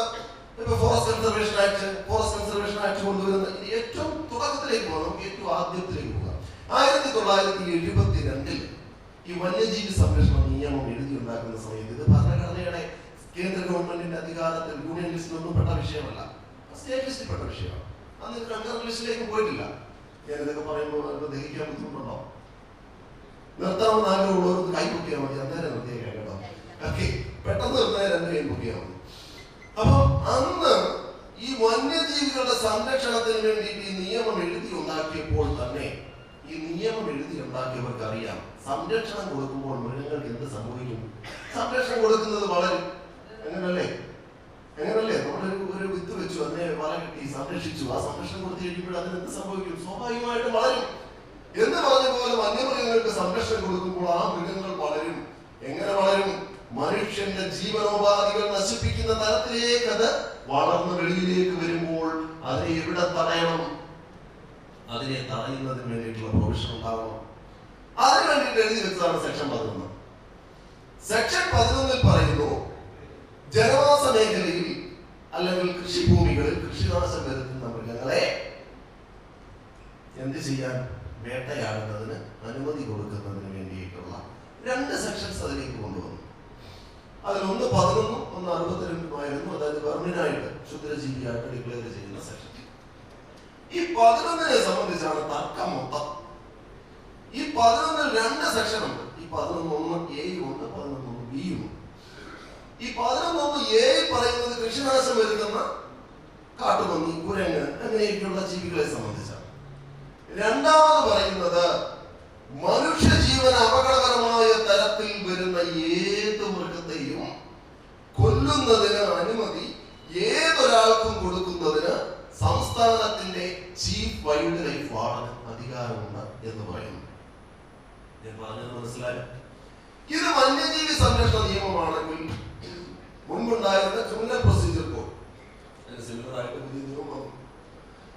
ആ നിയമത്തിൽ മനുഷ്യന്റെ ജീവന് സംരക്ഷണം വേണമെന്ന് തോന്നുന്ന ഏത് സാഹചര്യത്തിലും ഏത് മൃഗത്തെയും കൊല്ലുന്നതിനും ആ മനുഷ്യൻ അപകടകരമായ ഏത് സാഹചര്യവും ഒഴിവാക്കുന്നതിന് വേണ്ടി ഉത്തരവിടാൻ ഡിസ്ട്രിക്ട് അഡ്മിനിസ്ട്രേഷന്റെ ഹെഡായിട്ടുള്ള ആർക്ക് അധികാരമുണ്ടെന്ന് പറയുന്നു? ആർക്ക് അധികാരമുണ്ട്? ജില്ലാ കളക്ടർക്ക് അധികാരമുണ്ട്. ഇന്നലെ ഇവിടെ സംസാരിച്ചു വന്ന ഒരു 3 പേര് 2 പേര് കാട്ടുപോത്തിന്റെ വെട്ടേറ്റ് കോട്ടയത്ത് മരണപ്പെട്ട വിഷയത്തെ പറ്റി ശ്രീ ജോസ് കെ മാണി MP സൂചിപ്പിച്ചു. ഇതിനെതിരെ കേരള ഹൈക്കോടതിയിൽ ഒരു കേസ് വന്നു. ഈ കേസിൽ ഈ വന്യജീവി സംരക്ഷണ നിയമം സ്പെഷ്യൽ ആക്ട് ആണ്, അതുകൊണ്ട് അതിനെ സൂപ്പർസീഡ് ചെയ്തുകൊണ്ട് CRPC പോകില്ല, അത് ജനറൽ ആക്ട് ആണ്, അല്ലെ ജനറൽ ലോ ആണ് എന്നൊക്കെ പറഞ്ഞുള്ള വ്യാഖ്യാനം വന്നപ്പോഴേ ഇവിടുത്തെ ഏതെങ്കിലും രാഷ്ട്രീയക്കാർ പ്രതികരിച്ചോ? ഇവിടുത്തെ ഗവൺമെന്റ് അതിനെതിരെ അപ്പീൽ പോകാൻ തീരുമാനിച്ചോ? 1972 ഒരു വന്യജീവി സംരക്ഷണ നിയമം കൊണ്ടുവന്നു എന്ന് കരുതിക്കൊണ്ട് മനുഷ്യന്റെ ജീവൻ സംരക്ഷിക്കുന്നതിന് വേണ്ടിയിട്ട് ഡിസ്ട്രിക്ട് അഡ്മിനിസ്ട്രേഷന്റെ ഹെഡായിട്ടുള്ള കളക്ടറിൽ പരമേൽപ്പിച്ചിരിക്കുന്ന അധികാരം എടുത്തു കളയാനായിട്ട് റൈറ്റ് ഇല്ല എന്ന് ഇവിടുത്തെ ഏതെങ്കിലും നേതാക്കന്മാർ പറഞ്ഞോ? നമ്മളാരും ചോദ്യം ചെയ്തോ? ഏറ്റവും കൂടുതൽ ചൂഷണം ചെയ്യപ്പെടുന്നത് എന്തിനാണെന്ന് അറിയുമോ? നമ്മളെ അറിവില്ലായ്മയാണ്. നമ്മളെ അറിവില്ലായ്മയാണ് ചൂഷണം ചെയ്യപ്പെടുന്നത്. അപ്പോൾ വന്യജീവി സംരക്ഷണ നിയമത്തിന്റെ 11(1)A വകുപ്പും 11(1)B വകുപ്പും ഒക്കെ ഈ മനുഷ്യന്റെ സ്വത്തിനും ജീവനും ഒക്കെ സംരക്ഷണം നൽകുന്നതിന് അധികാരം കൊടുക്കുന്നുണ്ട്. പക്ഷേ ആ നിയമം ഉണ്ടാക്കിയപ്പോഴതിലുണ്ടായ ഏറ്റവും പ്രധാന പ്രശ്നം എന്താണെന്നറിയാമോ? ഈ മൃഗങ്ങൾക്ക് സംരക്ഷണം കൊടുക്കുന്നതിന് വേണ്ടി നിയമം എഴുതി ഉണ്ടാക്കിയപ്പോൾ, അതായത് വന്യമൃഗങ്ങൾക്ക് സംരക്ഷണം കൊടുക്കുന്നതിന് നിയമം എഴുതി ഉണ്ടാക്കിയപ്പോൾ ഇതിന്റെ ഹാബിറ്റാറ്റ് എവിടെയാണ് എന്ന് ഫിക്സ് ചെയ്തില്ല. ഒരു വലിയ തർക്കം നടക്കുന്ന മേഖലയാണ്. എന്നെ കേട്ടുകൊണ്ടിരിക്കുന്ന നിങ്ങൾ എല്ലാവരും പല സംഘടനകളുടെയൊക്കെ നേതാക്കന്മാരാണ്. നിങ്ങൾ 100 നാളുകളായും ആ 100 നാളുകൾ 1000 നാളുകളായും സമൂഹത്തിലേക്ക് ഈ വിഷയങ്ങളെ സംബന്ധിച്ച് പഠിപ്പിച്ചു കൊടുക്കേണ്ടവരാണ്. അതുകൊണ്ട് ഞാൻ ഈ പറയുന്ന വിഷയം നിയമമൊക്കെ ആയതുകൊണ്ട് വിരസത തോന്നുമെങ്കിലും നിങ്ങൾ സഹിക്കുക, വേറെ നിവൃത്തിയില്ല. നിയമം എനിക്ക് നിയമമായിട്ടല്ലേ പറയാൻ കഴിയും. ഓക്കെ, അപ്പോ ഇത് എവിടെയാണ് പ്രശ്നം വരുന്നതെന്ന് അറിയാമോ? ഈ വന്യജീവി സംരക്ഷണ നിയമത്തിനകത്ത് വന്യമൃഗങ്ങളുടെ ഹാബിറ്റാറ്റ് എവിടെയാണ് എന്ന് ഫിക്സ് ചെയ്യാതെ എല്ലാ പ്രദേശങ്ങളിലും എല്ലാ സ്ഥലങ്ങളിലും, അത് പ്രൈവറ്റ് ലാൻഡ് ആണെങ്കിലും പബ്ലിക് പ്രോപ്പർട്ടി ആണെങ്കിലും ഫോറസ്റ്റ് ആണെങ്കിലും റിസർവ് ഫോറസ്റ്റ് ആണെങ്കിലും പ്ലാന്റേഷൻ ആണെങ്കിലും എവിടെയാണെങ്കിലും വന്യജീവികൾക്ക് എന്ത് ചെയ്തു? ഈ നിയമപ്രകാരം സംരക്ഷണം കൊടുത്തു. അവിടെയാണ് പ്രതിസന്ധി. പക്ഷെ വന്യമൃഗങ്ങളുടെ ഹാബിറ്റാറ്റ് ഇപ്പോ ശ്രീ ഡിജോക്ക അദ്ദേഹത്തിന്റെ പ്രൈവറ്റ് ഹോൾഡിങ്സ് അതിനെ മതിൽ കെട്ടി തിരിച്ചിരിക്കുകയാണ് എന്ന് വിചാരിച്ചു, അല്ലെ? അതിന് ഉള്ളിലുള്ളത് അദ്ദേഹത്തിന്റെ സ്വകാര്യ ഭൂമിയാണ്, അല്ലെ? അതാണ് അദ്ദേഹത്തിന്റെ സ്വകാര്യ ഭൂമി. അതിനെ സംരക്ഷിക്കാനുള്ള അവകാശം അദ്ദേഹത്തിനുണ്ട്. അവിടേക്ക് ഞാൻ അതിക്രമിച്ചു കയറിയാൽ എന്നെ പ്രതിരോധിക്കാനുള്ള അവകാശം അദ്ദേഹത്തിനുണ്ടായി എങ്കിൽ, ഒരു കാട്ടാനെ അതിക്രമിച്ച് കയറി കഴിഞ്ഞാൽ പ്രതിരോധിക്കാനുള്ള അവകാശം ഇല്ല എന്ന് പറഞ്ഞാൽ കാട്ടാനെയാണോ ഞാനാണോ വലുത്? നമ്മൾ ആലോചിക്കുന്ന ചില പ്രശ്നങ്ങളാണ്. ഈ നിയമമൊക്കെ ഉണ്ടാക്കുമ്പോൾ നമ്മൾ വളരെ ശ്രദ്ധിച്ചിരിക്കേണ്ട കാര്യമാണ്. ഏറ്റവും വലിയ അഴിമതി നടക്കുന്നത് നിയമനിർമ്മാണത്തിൽ. അവിടെ അങ്ങനെ വരുമ്പോൾ ഇതിനെ പ്രതിരോധിക്കാൻ കഴിയാത്ത അവസ്ഥയിലേക്ക് നിയമം ഉണ്ടാക്കിയപ്പോൾ കൈയടിച്ചവരൊന്നും ഈ നിയമത്തിന് മാറ്റം വരണമെന്ന് ആവശ്യപ്പെടുന്നില്ല. അപ്പൊ നമ്പർ 1 വന്യമൃഗങ്ങളുടെ ഹാബിറ്റാറ്റ് എവിടെ നിർത്തണം? വനത്തിനുള്ളിൽ നിർത്തണം. അപ്പൊ ഇന്നലെ ചില പ്രിസംപ്ഷനെ സംബന്ധിച്ചൊക്കെ പറഞ്ഞത് പെട്ടെന്നൊന്നും മനസ്സിലായിട്ടുണ്ടാവാൻ സാധ്യതയില്ല. ഈ വനത്തിനുള്ളിൽ ഒരു മൃഗത്തെ വേട്ടയാടുന്നതും വനത്തിന് പുറത്ത് വേട്ടയാടുന്നതും ഒരേ കുറ്റകൃത്യമായിപ്പോ. കുറ്റകൃത്യങ്ങളെ വ്യത്യസ്തമായിട്ട് വ്യാഖ്യാനിച്ചിട്ടില്ല. എല്ലാം 9 and 50 വേണം. 9 വേട്ടയാടലിനെ പറ്റി പറയുന്നു, 51 അതിന്റെ പണിഷ്മെന്റിനെ സംബന്ധിച്ച് പറയുന്നു. വനത്തിന് പുറത്ത് വേട്ടയാടിയാലും വനത്തിനകത്ത് വേട്ടയാടിയാലും ഒരേ കുറ്റകൃത്യമായിട്ട് നിലനിർത്തിയിരിക്കുക. അപ്പൊ ഏറ്റവും കുറഞ്ഞത് എന്ത് ഭേദഗതി ചെയ്യണം? വനത്തിന് പുറത്ത് നടക്കുന്ന പ്രത്യാക്രമണങ്ങൾ, പ്രതിരോധങ്ങൾ, ഞാൻ ആ വാക്ക ഉപയോഗിക്കാൻ ആഗ്രഹിക്കുന്നത്, കുറ്റകൃത്യമൊന്നും പറയാൻ ആഗ്രഹിക്കുന്നില്ല. വനത്തിന് പുറത്ത് വന്യമൃഗങ്ങളുമായിട്ട് മനുഷ്യൻ നിലനിൽപ്പിന് വേണ്ടിയിട്ട് നടത്തേണ്ടതായിട്ട് വരുന്ന പ്രതിരോധങ്ങളെ കുറ്റകൃത്യങ്ങളുടെ പട്ടികയിൽ നിന്ന് ഒഴിവാക്കുക തന്നെ വേണം. അതിനെ സംബന്ധിച്ച് അന്വേഷണം നടത്തുന്നതായെന്നല്ല, അന്വേഷണം നടത്തിക്കോട്ടെ, പക്ഷെ പ്രതിസ്ഥാനത്ത് നിർത്തിക്കൊണ്ടല്ല അന്വേഷണം നടത്തേണ്ടത്. അന്വേഷിച്ചോട്ടെ, വെളിയിൽ നിന്ന് അകത്തുനിന്ന് വെടിവെച്ചിട്ട് വെളിയിലേക്ക് കൊണ്ടുവന്നിട്ട് പുറത്താക്കാൻ ശ്രമിക്കുന്നതാണ് എന്നൊക്കെ പറഞ്ഞു കഴിഞ്ഞാൽ എനിക്ക് അന്വേഷിച്ചതിന് സയന്റിഫിക് ആയിട്ട് അതൊക്കെ പ്രൂവ് ചെയ്യാൻ പറ്റുമല്ലോ? പറ്റില്ല. അത് അന്വേഷിച്ചോട്ടെ. അപ്പോൾ വന്യമൃഗങ്ങളുടെ ഹാബിറ്റാറ്റ് വനത്തിനുള്ളിൽ ഫിക്സ് ചെയ്യുന്നതിന് വേണ്ടിയിട്ട് നിയമനിർമ്മാണം നടത്തണം. 2, വനത്തിന് പുറത്ത് നടക്കുന്ന പ്രതിരോധ ശ്രമങ്ങൾ, നിലനിൽപ്പിന് വേണ്ടിയിട്ടുള്ള പ്രതിരോധ ശ്രമങ്ങൾ കുറ്റകൃത്യങ്ങളുടെ പട്ടികയിൽ നിന്ന് ഒഴിവാക്കണം എന്നത് വളരെ ശക്തമായിട്ട് ഈ കർഷക മഹാപഞ്ചായത്ത് നിയമനിർമ്മാണ സംവിധാനങ്ങളോട് ആവശ്യപ്പെടുകയാണ്. രണ്ടാമത്തെ വിഷയം ഈ വെർമിൻ എന്ന് പറയുന്ന ഒരു സംഗതി. ഷെഡ്യൂൾഡ് 2-ൽപ്പെട്ട ജീവിയെ സംബന്ധിച്ച് വെർമിനായിട്ട് ക്ഷുദ്രജീവിയായിട്ട് ഡിക്ലെയർ ചെയ്തു. ഇനി 11 തരം ഒരു നമ്മുടെ 14 ജില്ലയാണെന്ന് വിചാരിച്ചു. ഈ 14 ജില്ലയ്ക്കും ഡിസ്ട്രിക്ട് അഡ്മിനിസ്ട്രേഷൻ ഹെഡായിട്ട് കളക്ടർമാരില്ലേ? ഇല്ലേ? പക്ഷേ ഇവിടെ കേരളത്തിന്റെ തെക്കേ അറ്റം മുതൽ വടക്കേ അറ്റം വരെയും മരമുണ്ട് അല്ലേ? നമ്മള് ഇപ്പോ നെയ്യാർമേപ്പാറ, അത് കഴിഞ്ഞ് ശെന്തുണ്ണി, അത് കഴിഞ്ഞ് ഇങ്ങോട്ട് വരുമ്പോൾ കോന്നി റിസർവ്, അത് കഴിഞ്ഞ് Ranni reserve, Periyar tiger reserve, Idukki, ഇങ്ങനെ കയറി എവിടെ വരെ ഉണ്ട്? അങ്ങോട്ട് പോയി കഴിഞ്ഞാൽ അങ്ങ് കാസർഗോഡിന്റെ കിഴക്കുവശത്തുണ്ട് അല്ലേ? ശരിയല്ലേ? അപ്പൊ ഇങ്ങനെ ഈ നിരന്ന് ഓൾമോസ്റ്റ് ആലപ്പുഴയും കോട്ടയത്തിന്റെ ചില ഭാഗങ്ങൾ ഒഴികെയുള്ള ബാക്കി എല്ലാ സ്ഥലങ്ങളിലും മരമുണ്ട്. ഇവിടെ എല്ലാം നിരന്തരമായി വന്യജീവി ആക്രമണങ്ങൾ നടക്കുന്നുണ്ട്. ഇതിനെല്ലാം കൂടി ഒരൊറ്റ ചീഫ് വൈൽഡ് ലൈഫ് വാർഡൻ ഉത്തരവിടണമെന്ന് പറഞ്ഞാൽ ഇതെന്താ ഇത്രയ്ക്ക് വലിയ സംഭവം പറ്റുമോ? ഈ ചീഫ് വൈൽഡ് ലൈഫ് വാർഡന്റെ അധികാരം മിനിമം റേഞ്ച് ഓഫീസർ മുതലുള്ളവരെങ്കിലും കൊടുക്കണമെന്ന് എന്റെ അഭിപ്രായം. DFO അല്ല. DFOയിലേക്കെങ്കിലും കിട്ടിയാൽ മതി എന്നാണ് ഫോറസ്റ്റ് ഡിപ്പാർട്ട്മെന്റ് ഉദ്യോഗസ്ഥർ ഞാൻ സംസാരിച്ചപ്പോൾ പറഞ്ഞത്. അതെല്ലാം കൂടെ ഒതുക്കി വെച്ചിരിക്കുകയാണ്. ഇവിടെ കേരളത്തിനാകെ ഒരു ചീഫ് വൈൽഡ് ലൈഫ് വാർഡനേ ഉള്ളൂ. ഇവിടെ കാട്ടുപോത്ത് ജനവാസ മേഖലയിൽ ഇറങ്ങി മനുഷ്യനെ വെട്ടിക്കൊന്നുകൊണ്ട് വേട്ട ഇങ്ങനെ പരാക്രമം നടത്തിക്കൊണ്ടിരിക്കുന്ന സമയത്ത് ചീഫ് വൈൽഡ് ലൈഫ് വാർഡനെ വിളിച്ചു കഴിഞ്ഞാൽ ഇവരൊക്കെ അവരുടെ കംഫർട്ടിൽ ജീവിക്കുന്നവരാ. ചിലപ്പോൾ അദ്ദേഹം അങ്ങനെ ടെന്നീസ് ക്ലബിലായിരിക്കും. ആ സമയത്ത് ഫോൺ എടുക്കാൻ കഴിയത്തില്ല. അല്ലെങ്കിൽ വൈഫിന്റെ അനന്തരത്തിയുടെ ഈ ചേട്ടന്റെ മോളുടെ എൻഗേജ്മെന്റിന്റെ ഫംഗ്ഷൻ നടന്നുകൊണ്ടിരിക്കുന്ന ഡിസ്കോതെക്കിലായിരിക്കും. ആ സമയത്ത് ഫോൺ എടുക്കാൻ കഴിഞ്ഞിട്ടില്ലെങ്കിൽ ഈ കാട്ടുപോത്തുകാർ മേയാണ് അല്ലെ ആന കയറി നശിപ്പിച്ചുകൊണ്ടിരിക്കുകയാണ് വീട്ടില്. വൈൽഡ് ലൈഫ് വാർഡനെ വിളിച്ചിട്ട് ഉത്തരവിടാനായിട്ട് പറയാൻ ഉത്തരവിടിയിക്കാൻ പറ്റുന്നില്ലെങ്കിൽ തോക്ക് തൂക്കിയിട്ടോടിക്കുന്ന നാവിലിയെ നടക്കും. ആരാ? കുറെ എണ്ണം വയനാട്ടിൽ അജീഷ് മരിച്ചു. എനിക്ക് ഗിഫ്റ്റൊക്കെ ഓർക്കുന്നുണ്ടായിരിക്കും. 12 കിലോമീറ്റർ അല്ലേ ജനവാസ മേഖലയിൽ 12 കിലോമീറ്റർ ഒരാനയുടെ പുറകെ പദ്ധതി പിടിച്ചുകൊണ്ട് നടക്കുകയാണ്. കുറെ ഉദ്യോഗസ്ഥർ, 100-ലധികം ഉദ്യോഗസ്ഥര്. ഒന്ന് ആലോചിച്ച് നോക്കണം. അത് മറ്റേ ബെറ്റൊക്കെ കെട്ടിയ ആന. ഒന്ന് ചിന്തിച്ചോണം, മനുഷ്യന്റെ ജീവൻ എന്ത് ഗൗരവമാണ് കൊടുക്കുന്നത്. ഈ ആന ഇങ്ങനെ നടന്നു വന്നു. ആനയ്ക്ക് പുറകെ മറ്റേ ഈ എഴുന്നള്ളത്ത് പോകുമ്പോൾ ആൾക്കാർ പോകുന്നത് പോലെ ഇവന്മാരി തോക്കും വഴി പിടിച്ചുകൊണ്ട് നടക്കുക. മണിക്കൂറുകൾ കഴിഞ്ഞിട്ട് ഒരു വീടിന്റെ മതിൽ ചവിട്ടി പൊട്ടിച്ചിട്ട് അകത്ത് കയറി ഒരു മനുഷ്യനെ അജീഷിനെ ചവിട്ടി കൊല്ലുക. ഒന്ന് ആലോചിച്ച് നോക്കിയേ, എത്ര മണിക്കൂറുകൾ കഴിഞ്ഞു. അപ്പോൾ ഇവർ പറയുന്നത് എന്താണെന്ന് അറിയാമോ? അപകടകാരിയാണ് എന്നുള്ളത് തിരിച്ചറിയുന്നതിന് പറ്റണം. എന്നാലേ എന്ത് ഉപയോഗിക്കാൻ പറ്റുമെന്ന്, ഈ അധികാരം ഉപയോഗിക്കാൻ പറ്റുമെന്ന്. ഒരു കടുവയെ ജനങ്ങളുടെ മുന്നിൽ വന്ന് നിന്നിട്ട് പറയണം, ഞാൻ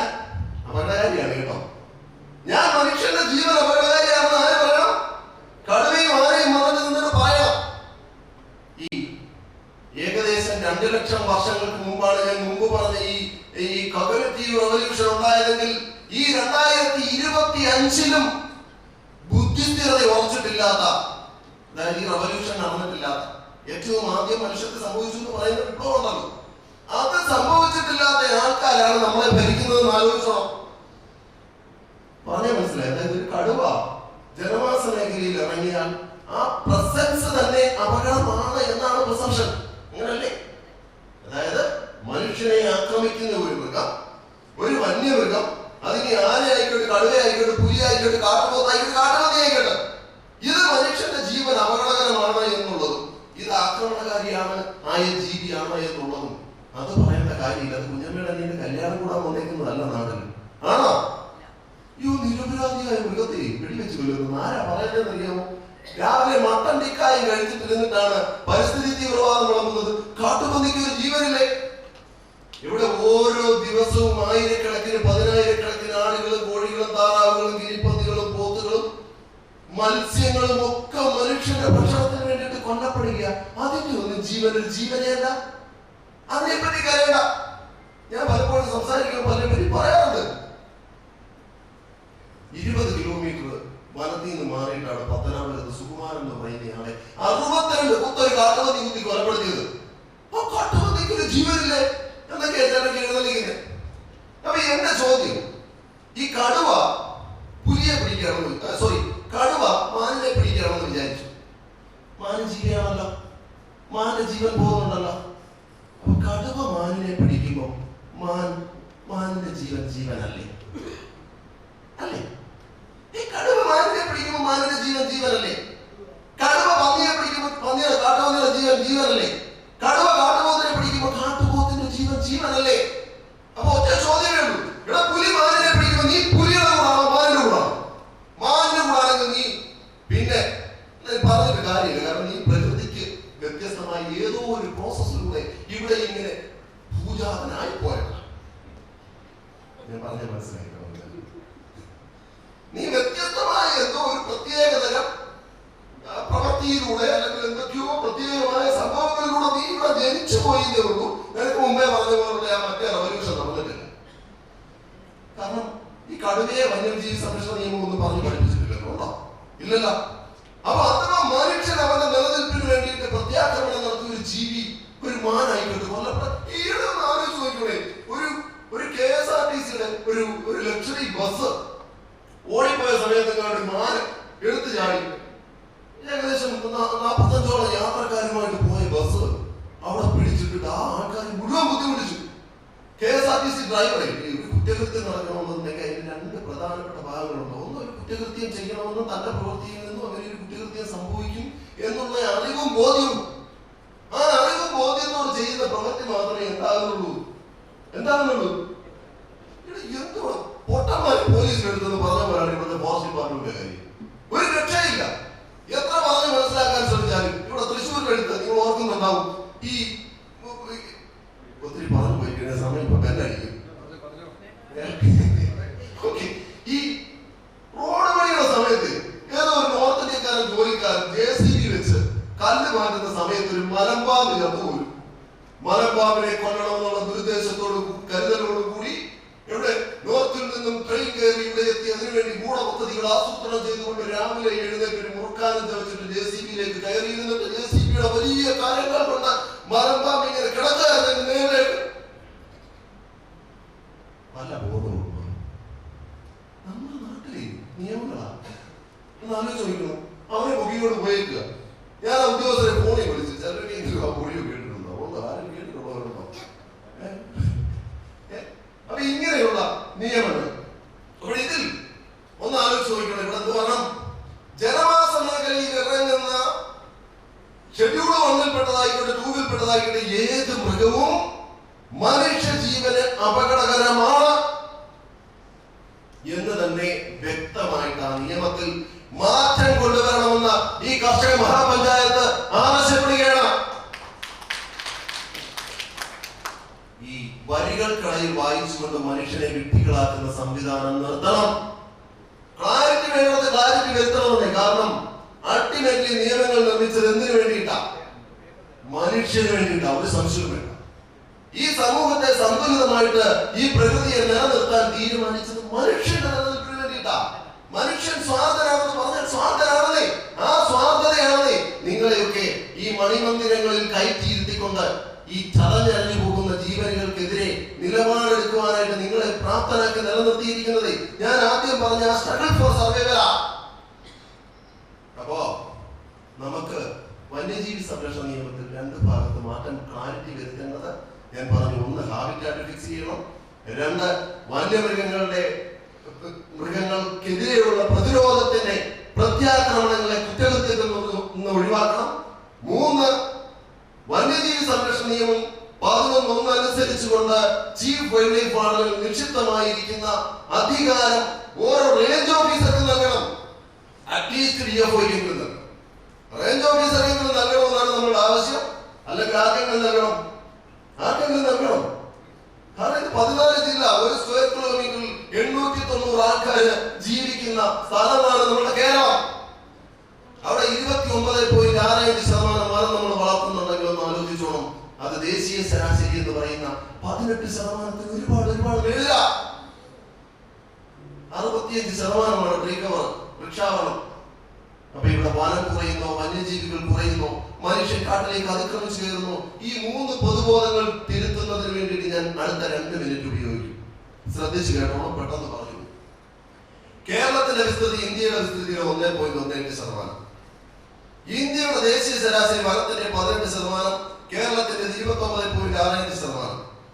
ഇന്ത്യയുടെ പോപ്പുലേഷൻ ഡെൻസിറ്റി സ്ക്വയർ കിലോമീറ്ററിന് 360 മുതൽ 390 വരെ ആണെങ്കിൽ കേരളത്തിൻ്റെത് 860 മുതൽ 880 വരെയാണ്. അപ്പോൾ ദേശീയ ശരാശരിയുടെ ഇരട്ടിയിലധികം പോപ്പുലേഷൻ ഡെൻസിറ്റിയുള്ള കേരളത്തിൽ ദേശീയ ശരാശരിയുടെ 30% കൂടുതൽ വനം നമ്മൾ സംരക്ഷിക്കുന്നുണ്ട് എങ്കിൽ കേരളത്തിൽ വനം കുറഞ്ഞോ? 2008 മുതൽ 2018 വരെയുള്ള വർഷങ്ങളിൽ 20,000 ഹെക്ടർ വനഭൂമി കൂടിയിട്ടുണ്ട് എന്ന് നക്ഷത്ര ചിഹ്നപ്പെട്ട ചോദ്യത്തിന് കേരള നിയമസഭയിൽ മറുപടി കൊടുത്തിട്ടുണ്ട്. 1952 കണക്കുകൾ ഡാറ്റ വെച്ച് നോക്കിക്കഴിഞ്ഞാൽ 2025 വനവിസ്തൃതിക്ക് യാതൊരു കുറവുമില്ല. കേരളത്തിൽ വനം കുറഞ്ഞോ?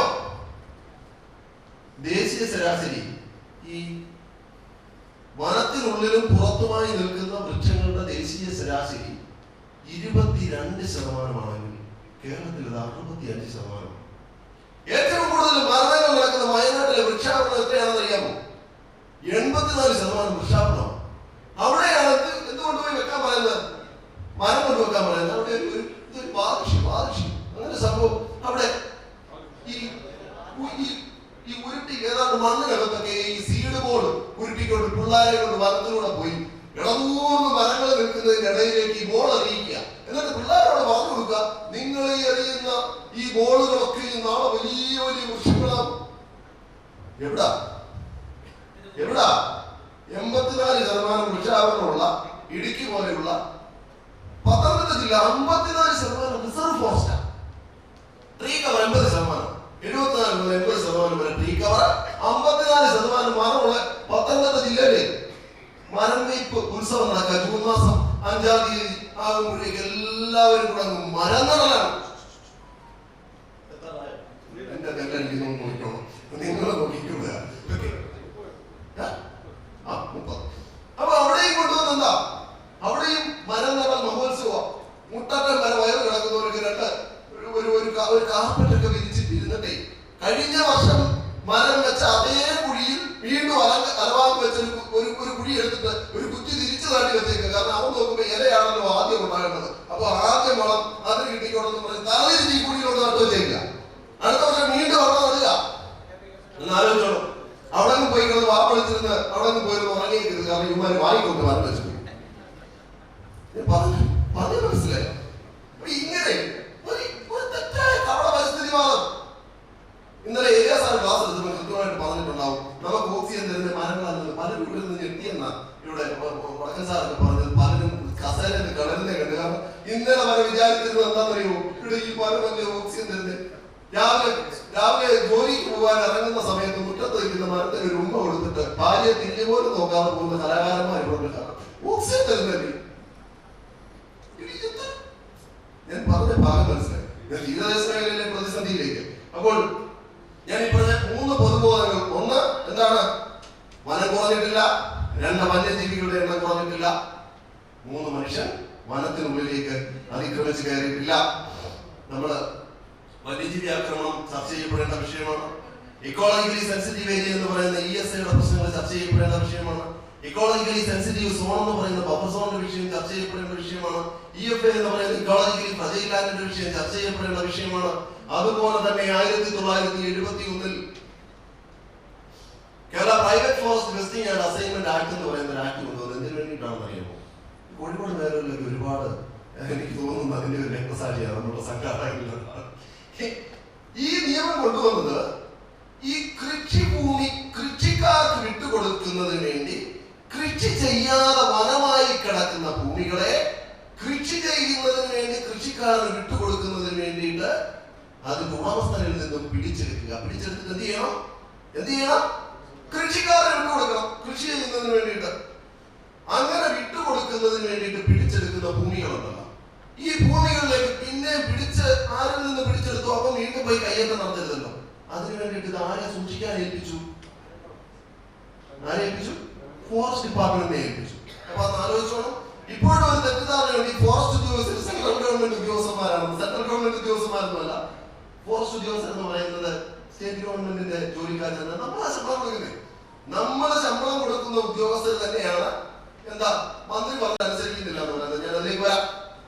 അപ്പൊ തൽക്കാലത്തേക്ക് ഒരു സംരക്ഷണത്തിന് വേണ്ടിയിട്ട് ഇതാരെ ഏൽപ്പിച്ചു? ഫോറസ്റ്റ് ഡിപ്പാർട്ട്മെന്റിനെ ഏൽപ്പിച്ചു.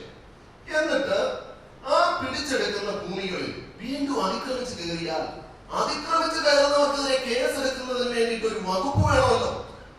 അല്ലെങ്കിൽ കേസെടുക്കാൻ പറ്റില്ലല്ലോ. കാരണം കേസെടുക്കണമെങ്കിൽ എന്ത് വേണം? നിയമം വേണം. നിയമത്തിന്റെ ലംഘനം ഉണ്ടായാൽ മാത്രമേ എന്ത് ചെയ്യാൻ പറ്റൂ? കേസ് രജിസ്റ്റർ ചെയ്യാൻ പറ്റൂ. അങ്ങനെ കേസ് രജിസ്റ്റർ ചെയ്യുന്നതിന് വേണ്ടിയിട്ട് മാത്രം ഈ ഭൂമികൾക്ക് താൽക്കാലികമായിട്ട് റിസർവ് വനം എന്നുള്ള അല്ലെങ്കിൽ റിസർവിന്റെ സ്റ്റാറ്റസ് കൊടുക്കും. ഞാൻ പറഞ്ഞ മനസ്സിലായോ?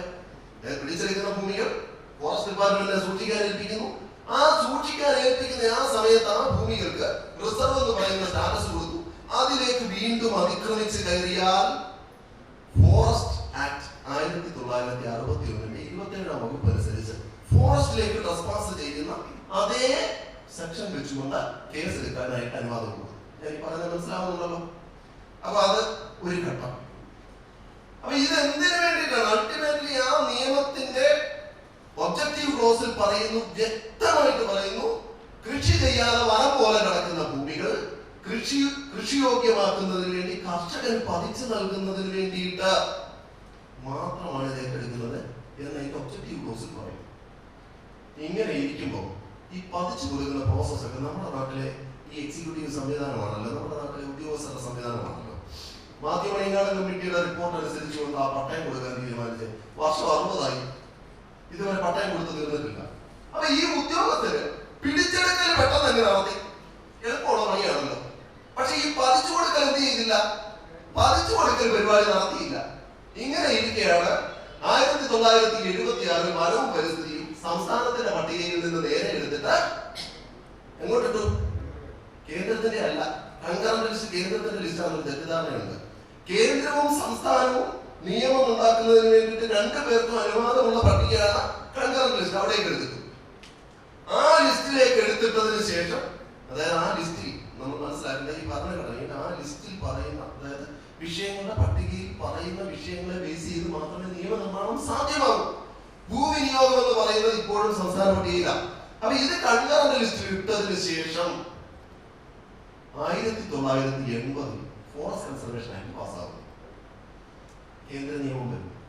അതിന്റെ സെക്ഷൻ 2 വനം ആയി പതിച്ചു കൊടുത്ത് അല്ലെങ്കിൽ വനം എന്ന് രേഖപ്പെടുത്തിയിട്ടുള്ള അല്ലെങ്കിൽ വനഭൂമി മറ്റാവശ്യങ്ങൾക്ക് നൽകണമെന്നുണ്ടെങ്കിൽ ആരുടെ പെർമിഷൻ വേണം? കേന്ദ്രത്തിന്റെ അനുമതി വേണം എന്നൊരു ക്ലോസ് കൊടുക്കുക. രസം മനസ്സിലായിക്കോണം. 1971 ഈ നിയമം കൊണ്ടുവരുമ്പോൾ ഈ പിടിച്ചുകൊടുത്ത് ഫോറസ്റ്റുകാരെ സൂക്ഷിക്കാൻ ഏൽപ്പിച്ച ഭൂമിയുടെ സ്റ്റാറ്റസ് എത്തുക. അതിനു മുമ്പ് പ്രൈവറ്റ് ഹോൾഡിംഗ് ആണ്. പറഞ്ഞു മനസ്സിലായി? വനഭൂമി അല്ല. അപ്പൊ റിസർവ് എന്ന് പറഞ്ഞ് സ്റ്റാറ്റസ് ആക്കി കൊടുക്കുന്നത് എന്തിനു വേണ്ടിയിട്ടാണ്? അന്ന് വനംവകുപ്പ് എന്ന് പറയുന്ന സംസ്ഥാനത്തിന് മാത്രം അധികാരമില്ല. ഈ ഭൂമികളിലൂടെ എന്തിന്റെ റൈഡർ കയറ്റിക്കൊണ്ട് വന്നു? 1980 ഉണ്ടാക്കിയ ഫോറസ്റ്റ് കൺസർവേഷൻ ആക്ടിന്റെ റൈഡർ കയറ്റിക്കൊണ്ട് വന്ന രാജാമാർ പറയുകയാണ്, ഇതെന്താ റിസർവ് വനമാ. കേരളത്തിൽ ലക്ഷക്കണക്കിന് ആൾക്കാർ ഒരു തുണ്ട് ഭൂമിയില്ലാതെ ആദിവാസികൾ ഉൾപ്പെടെ സമരം ചെയ്യുമ്പോൾ കേരളത്തിന്റെ റവന്യൂ ഭൂമി, ലക്ഷക്കണക്കിന് ഹെക്ടർ ഭൂമി വനം വകുപ്പ് അന്യായമായി കൈവശം വെച്ചിരിക്കുകയാണ്. 2025 മെയ് മാസം 12-ാം തീയതി നടക്കുന്ന ഈ കർഷക മഹാപഞ്ചായത്ത് ആവശ്യപ്പെടുന്നു 1971 Kerala private forest vesting and assignment act പ്രകാരം പിടിച്ചെടുത്തുള്ള മുഴുവൻ ഭൂമിയും ഫോറസ്റ്റ് ഡിപ്പാർട്ട്മെന്റ് വനം വകുപ്പിന് വിട്ടുകൊടുക്കണം. തിരിച്ച് വനം വകുപ്പ് ഗവൺമെന്റിന് വിട്ടുകൊടുക്കണം. ഒരു വിട്ടുവീഴ്ചയില്ലാതെ പറയുകയാണ്. Kerala private forest vesting and assignment act അനുസരിച്ചുകൊണ്ട് കേരളത്തിൽ പിടിച്ചെടുത്ത് കർഷകരെ പതിച്ചു കൊടുക്കാൻ, പിടിച്ചെടുത്തിട്ട് സൂക്ഷിക്കാൻ വേണ്ടി മാത്രം വനം വകുപ്പിനെ ഏൽപ്പിച്ചിട്ടുള്ള ലക്ഷക്കണക്കിന് ഹെക്ടർ ഭൂമികൾ തിരിച്ച് റവന്യൂ കേരള സംസ്ഥാനത്തിന്റെ റവന്യൂ വകുപ്പിന് വിട്ടുകൊടുക്കണം എന്ന് വളരെ ശക്തമായിട്ട് ഈ കർഷക മഹാപഞ്ചായത്ത് ആവശ്യപ്പെടുകയാണ്. ഞാൻ പറഞ്ഞത് എതിരേക്കാണ് കയറി പോകുന്നതെന്ന് മനസ്സിലായി. ഇതിനെന്തെങ്കിലും ചാർജുണ്ടെങ്കിൽ റെക്കോർഡ് ചെയ്യണം, ലൈവാണ്. ഏതെങ്കിലും വനം വകുപ്പിന്റെ ഉദ്യോഗസ്ഥൻ വന്ന് ഒരു കസേര എപ്പോഴും ഇട്ടിട്ട് അഡ്വക്കേറ്റ് യോണിക്ക് പറഞ്ഞത് മുഴുവൻ വിവരക്കേടാണ്, നേരെ തിരിച്ചാണെന്ന് പറയാം. വാ, നമുക്ക് സംസാരിക്കാം, നമുക്ക് തർക്കിക്കാം, നമുക്ക് സംസാരിക്കാം. ശരിയാണെന്ന് ബോധ്യപ്പെട്ടാൽ ചെയ്താൽ മതി. 1961 കേരള ഫോറസ്റ്റ് ആക്ട്, അന്ന് അത് വളരെ വ്യക്തമായ നല്ല ഉദ്ദേശത്തോടു കൂടി കൊണ്ടുവന്ന നിയമമാണ്. ഇനി ഈ അനാവശ്യമായിട്ട് റവന്യൂ സമയം കഴിഞ്ഞല്ലേ? കഴിഞ്ഞില്ലേ?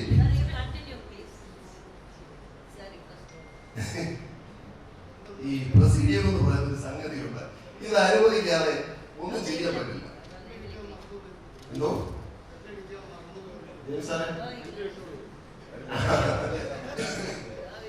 സംഗതികളെ അപ്സെറ്റ് ചെയ്ത് കഴിഞ്ഞാല്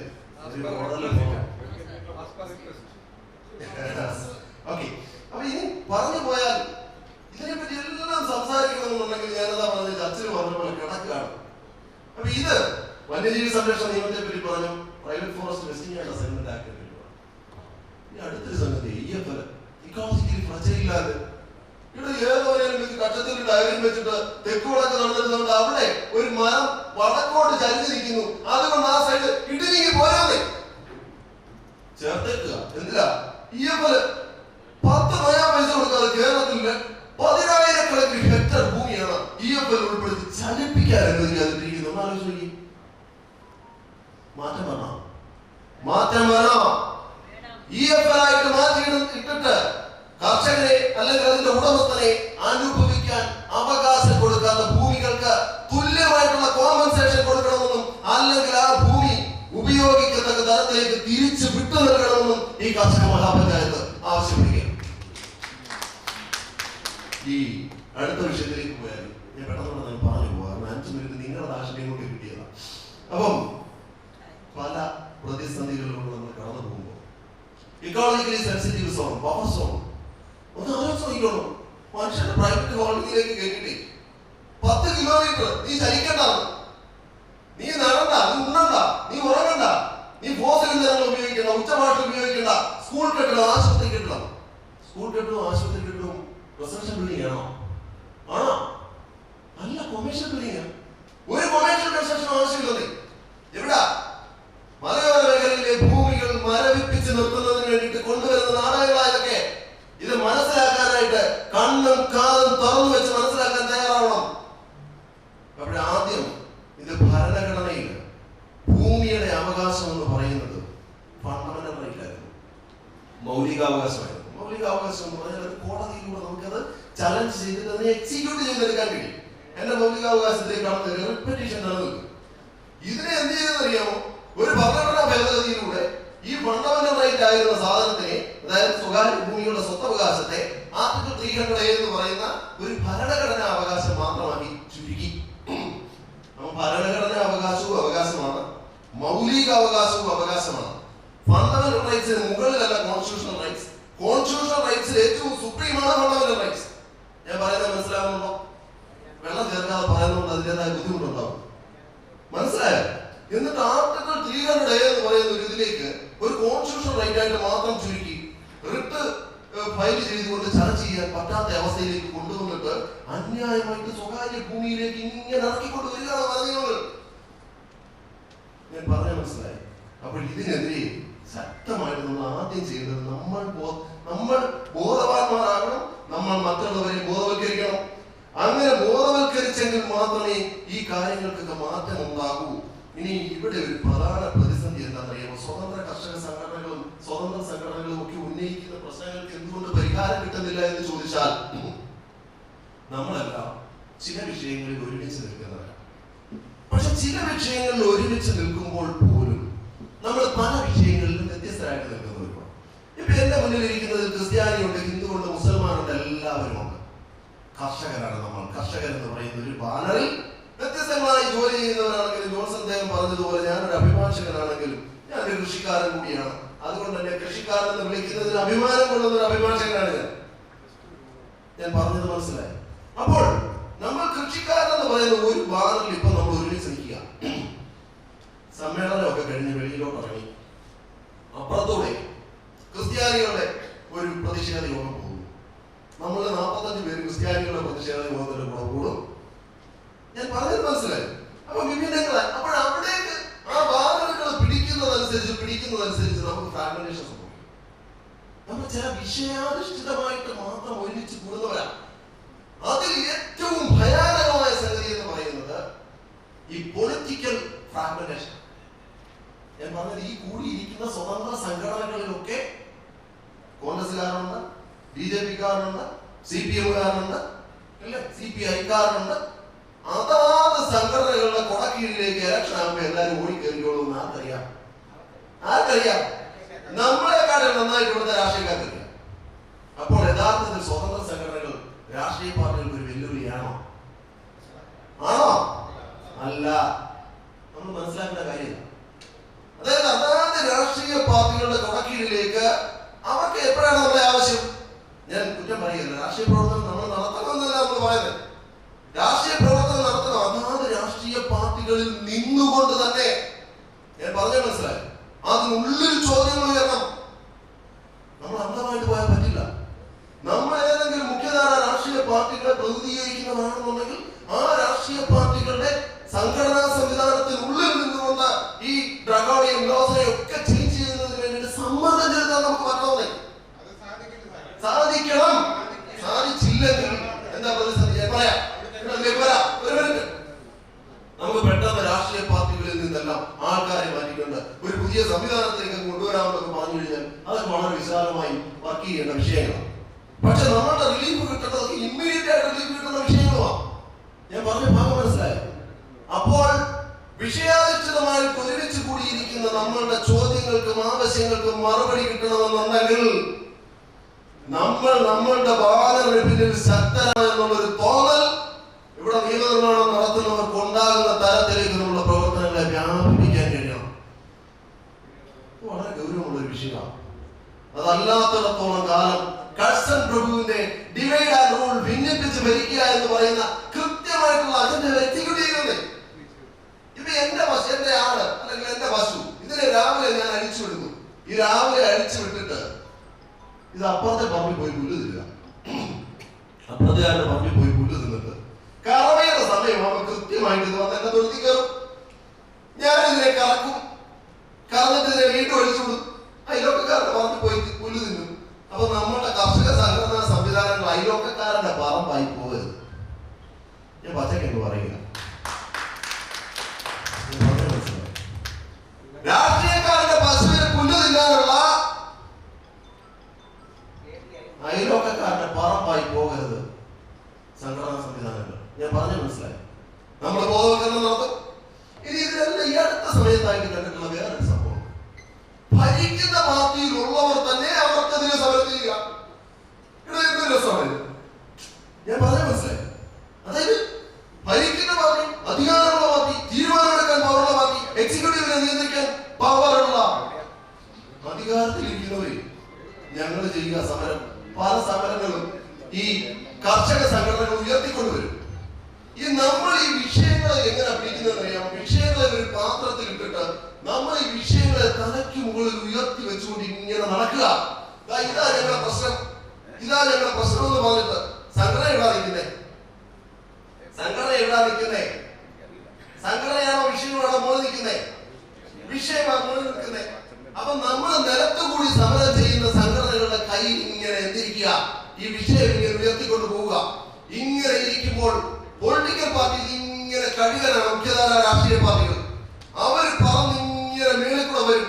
എന്നിട്ട് അവർ ഈ വിഷയത്തിലേക്ക് അവരിങ്ങനെ ഈ വിഷയത്തെ ഇങ്ങനെ ഈ പാത്രത്തിൽ നിന്ന് മേളിൽ നിന്ന് റാഞ്ചി എടുത്തിട്ട് ഈ വിഷയം കൊണ്ട് അവരിങ്ങനെ മേളിലൂടെ പറക്കും. അപ്പം താഴെ നിന്ന് മേലോട്ട് നോക്കുന്നവർക്ക് മുകളിലൂടെ പറന്നു പോകുന്ന രാഷ്ട്രീയ പാർട്ടികളെ കാലിൽ ഇങ്ങനെ ഇരിക്കുക. ഏത് വന്യജീവി പ്രശ്നം അവരുടെ കാലിൽ ഇരിക്കുക. പവർസോണം ഞാൻ പറഞ്ഞ മനസ്സിലായില്ലേ? ഞാൻ പറഞ്ഞ വിഷയം മനസ്സിലായോ? വന്യജീവി വിഷയത്തിനെതിരെ സമരം ചെയ്യുക. ഏത് സംവിധാനങ്ങൾ? അതിനെതിരെ തീരുമാനമെടുക്കാൻ അധികാരമുള്ള സംവിധാനം. നിങ്ങൾ എന്തിനാ ഒരു സമരം ചെയ്യുന്നത്? നീയല്ലേ ഈ ജനപ്രതിനിധിയെ തെരഞ്ഞെടുത്തിരിക്കുന്നത്? നിന്റെ കമ്മിറ്റിയിലല്ലേ അവരെന്ത് ചെയ്യണമെന്ന് തീരുമാനമെടുക്കുന്നത്? നിനക്ക് തീരുമാനമെടുത്ത് എക്സിക്യൂട്ട് ചെയ്താൽ പോരെ. നീ എന്തിനാണ്? അപ്പോൾ എന്താ പ്രശ്നം അറിയാമോ? സംഘടന കുറെ നേരം മുന്നിൽ പല സംഘടനകളും, കർഷക സംഘടനകൾ ഉൾപ്പെടെയുള്ള സ്വതന്ത്ര സംഘടനകൾ വിഷയം ഉയർത്തി പിടിച്ചുകൊണ്ട് രാവും പകലും മഞ്ഞും മഴയും മുള്ളും വെയിലും കല്ലും ഏറ്റുകൊണ്ട് ഈ വിഷയത്തെ മുഖ്യധാരയിലേക്ക് ഉയർത്തി കാണിച്ചു കഴിയുമ്പോൾ മുകളിലിരിക്കുന്ന വിഷയമേ റാഞ്ചിക്കൊണ്ട് ആര് പോയി? കൊണ്ടുപോയി കഴിയുമ്പോ നമ്മൾ കുറെ നേരം നടന്നിട്ട് പാത്രത്തിൽ നോക്കുമ്പോ വിഷയവുമില്ല, സംഘടനയില്ല. ഈ മുകളിലൂടെ റാഞ്ചിക്കൊണ്ട് പോയാൽ എന്ത് ചെയ്യുമെന്ന് അറിയാമോ? ഇതിങ്ങനെ മനുഷ്യന്റെ മുകളിലൂടെ ഈ വിഷയം അതിന്റെ കാലിലാണ് ഇരിക്കുന്നതെന്ന് പറഞ്ഞ് ഇങ്ങനെ മുന്നിലൂടെ പറന്നു നടക്കും. ഈ പറന്ന് നടക്കുമ്പോൾ ഈ പ്രതിസന്ധി അനുഭവിക്കുന്നവരെല്ലാം കുഞ്ഞാടുകൾ നടക്കുന്നത് പോലെ ഈ വിഷയത്തിനെയും അത് പിടിച്ചിരിക്കുന്ന കൈകളെയും കൂടെ കുറേ ഇങ്ങനെ നടന്ന് കടൽത്തീരം വരെ ചെല്ലും. കടൽത്തീരം വരെ അങ്ങോട്ട് ചെന്നിട്ട് ഈ കഴുകൻ പതിയെ കടലിലേക്ക് പറന്നങ്ങ് പോകും. വിഷയത്തിൽ ഇരിക്കുന്നത് എന്ത് ചെയ്യുമെന്ന് അറിയാമോ? ഈ കടലിലേക്ക് പോയ കഴുകന്റെ കടൽ ഏതാന്ന് ഞാൻ പറഞ്ഞു തരാം. 2 മിനിറ്റ് കൂടെ തന്നാൽ മതി. അവിടെ കടലിലേക്ക് ഇരുന്നിട്ട് ഈ വിഷയം വിട്ടിട്ട് ഈ വിഷയം എവിടെ പോയി? കടലിൽ പോയി. കഴുകൻ എങ്ങോട്ട് പോയി? കഴുകൻ പറന്നതിന്റെ പണിക്കും പോയി. ഏതാ കടലെന്ന് അറിയാമോ? ഇവിടുന്ന് ഇടുക്കിയിലെ വിഷയം പരിഹരിക്കാമെന്ന് പറഞ്ഞ ആൾക്കാരെയൊക്കെ കൂട്ടിക്കൊണ്ട് കടലാകുന്ന നിയമസഭയുടെയും സെക്രട്ടേറിയറ്റിന്റെയും പണിക്ക് വരെ ചെന്നിട്ട് കടലിനകത്തോടെ ഒറ്റ പറക വരും. പോയവരല്ലേ എവിടെ നിൽക്കുക? വെളി നിൽക്കുക. കടലിനകത്ത് പരിഹാരം നടക്കുക. ഈ കടലിനെ നമുക്ക് കാണാൻ പറ്റില്ല. അവിടെ ഇട്ടിട്ട് തിരിച്ചു വരും. റെഡി? 1964 ചട്ടം 1960 ഭൂപതി നിയമം ഭേദഗതി ചെയ്തു. ഒരു ചട്ടത്തിന്റെ ഒരു അറ്റത്ത് ഒരു വാക്കൂടെ ചേർത്താൽ തീരുന്ന ഒരു പ്രശ്നം പരിഹരിക്കാനാണ് പറഞ്ഞത്. 1960 ഭൂപതി നിയമം ഇടുക്കിയുടെ കൺസ്ട്രക്ഷന്റെ വിഷയമാണ് ഞാൻ ഈ പറഞ്ഞു വരുന്നത്. ഈ ഭേദഗതി ചെയ്ത് ഒരു 1964 ചട്ടത്തിന്റെ അറ്റത്ത് മറ്റു ഇതര ആവശ്യങ്ങൾക്കും അങ്ങനെയല്ലേ റസാക്കണ്ണ? നിങ്ങൾ ആരും റസാക്കിന്റെ ഷൂസ് നോക്കരുത്. കാരണം അതിന് ഹീലില്ല. അതിന്റെ അടിഭാഗം മുഴുവൻ പൊളിഞ്ഞു പോയതാ. ആ ബാക്കി അതിന്റെ അടിഭാഗം മൊത്തം എവിടെയാണെന്ന് ചോദിച്ചാൽ തിരുവനന്തപുരത്തെ സെക്രട്ടേറിയറ്റിന്റെ പടിയെ തേനിരിപ്പുണ്ട്. സോറി കേട്ടോ, ഒന്നും തോന്നരുത് അവിടെ ഇരുത്തിക്കൊണ്ട് പറയുമ്പോ. അപ്പൊ പ്രശ്നം എവിടെ പോയി? പ്രശ്നം കടലിൽ കിടപ്പുണ്ട്. സംഘടന ഇവിടെ പോയി. സംഘടന ഒഴിഞ്ഞ പാത്രം കൊണ്ട് ഇവിടെ നിൽപ്പുണ്ട്. സംഘടനയുടെ കൂടെ നിന്ന് ആൾക്കാർ ഇവിടെ പോയി. അവര് പോയി കടൽത്തീരത്ത് നിൽപ്പുണ്ട്. ഇപ്പം വരും എന്ന് പറഞ്ഞു. ഒരു രക്ഷകനും വരില്ല. ഞാൻ പറഞ്ഞ ഭാഗം മനസ്സിലായി. ദീർഘിപ്പിക്കുന്നില്ല. പറയാനാണെങ്കിൽ ഒരുപാടുണ്ട്. അപ്പോൾ ഒന്നാമത്തെ വിഷയം, നമ്മൾ ഈ വിഷയങ്ങളെ പറ്റിയൊക്കെ പഠിക്കണം, നിയമം പഠിക്കണം. പ്രതിസന്ധികൾ പരിഹരിക്കാൻ വേണ്ടിയിട്ട് അവരവൻ നിൽക്കുന്ന രാഷ്ട്രീയ പാർട്ടിയിൽ നിന്ന് സമ്മർദ്ദം ചെലുത്തണം. അവർ ഇങ്ങോട്ട് ഇട്ടു തരുന്ന ക്യാപ്സ്യൂൾ വിഴുങ്ങിക്കൊണ്ടിരിക്കരുത്. പഠിക്കണം, പഠിച്ചിട്ട് പ്രതികരിക്കണം. ഞാൻ ഈ പറയുന്നതൊക്കെ ഒരു രാഷ്ട്രീയ പാർട്ടികൾക്ക് എതിരല്ല, പക്ഷെ അവരുടെ ഹിപ്പോക്രസിക്ക് എതിരാണ്. ഈ കുടിലതന്ത്രങ്ങൾ ഉപയോഗിച്ചുകൊണ്ട് പണ്ടൊക്കെ ഈ നമ്മുടെ ഈ പല സംസ്ഥാനങ്ങളിലും ഒക്കെ ഈ പെൺകുഞ്ഞുങ്ങളെ ഈ കൊന്നുകളയുന്ന രീതി ഉണ്ടായിരുന്നു. ഒന്നും അറിയില്ലല്ലോ പറഞ്ഞത്. ഈ വളരെ ഈ മൃഗീയമായ തരത്തിൽ അതുപോലെ അറിവില്ലാത്തവരെ കൊന്നുകളയുന്ന രീതി ഉണ്ടായിരുന്നു. പാവപ്പെട്ട മനുഷ്യനെ എന്ന് പറഞ്ഞതുപോലെ ഇങ്ങനെ ഒരു പിടി നെൽമണി വാരിയിട്ട് ഇങ്ങനെ കൊന്നുകളയുക. ആരെ? അറിവില്ലാത്ത മനുഷ്യരെ. അപ്പോൾ അതിനാദ്യം ചെയ്യേണ്ടതെന്ന് പറയുന്നത് അജ്ഞതയാകും ഈ ഘോര തമസ്സിനെ അറിവാകും അഗ്നിയാൽ ഉദിത്തെളിക്കണം. പോകുവാനായി ദൂരം കിടക്കുന്നു, പോയൊരു നേരവും പിന്നിട്ട് തീരണം. പ്രാർത്ഥനാപൂർവകം ഞാൻ ഇന്ന് തീർക്കുന്നു. പതറാതെ എന്നിലേക്ക് പതിഞ്ഞ കൊടി. Jai Hind. Thank you sir. അടുത്തതായിട്ട് റബ്ബർ പ്രതിസന്ധികളെ കുറിച്ച് സംസാരിക്കുന്നതിനാണ്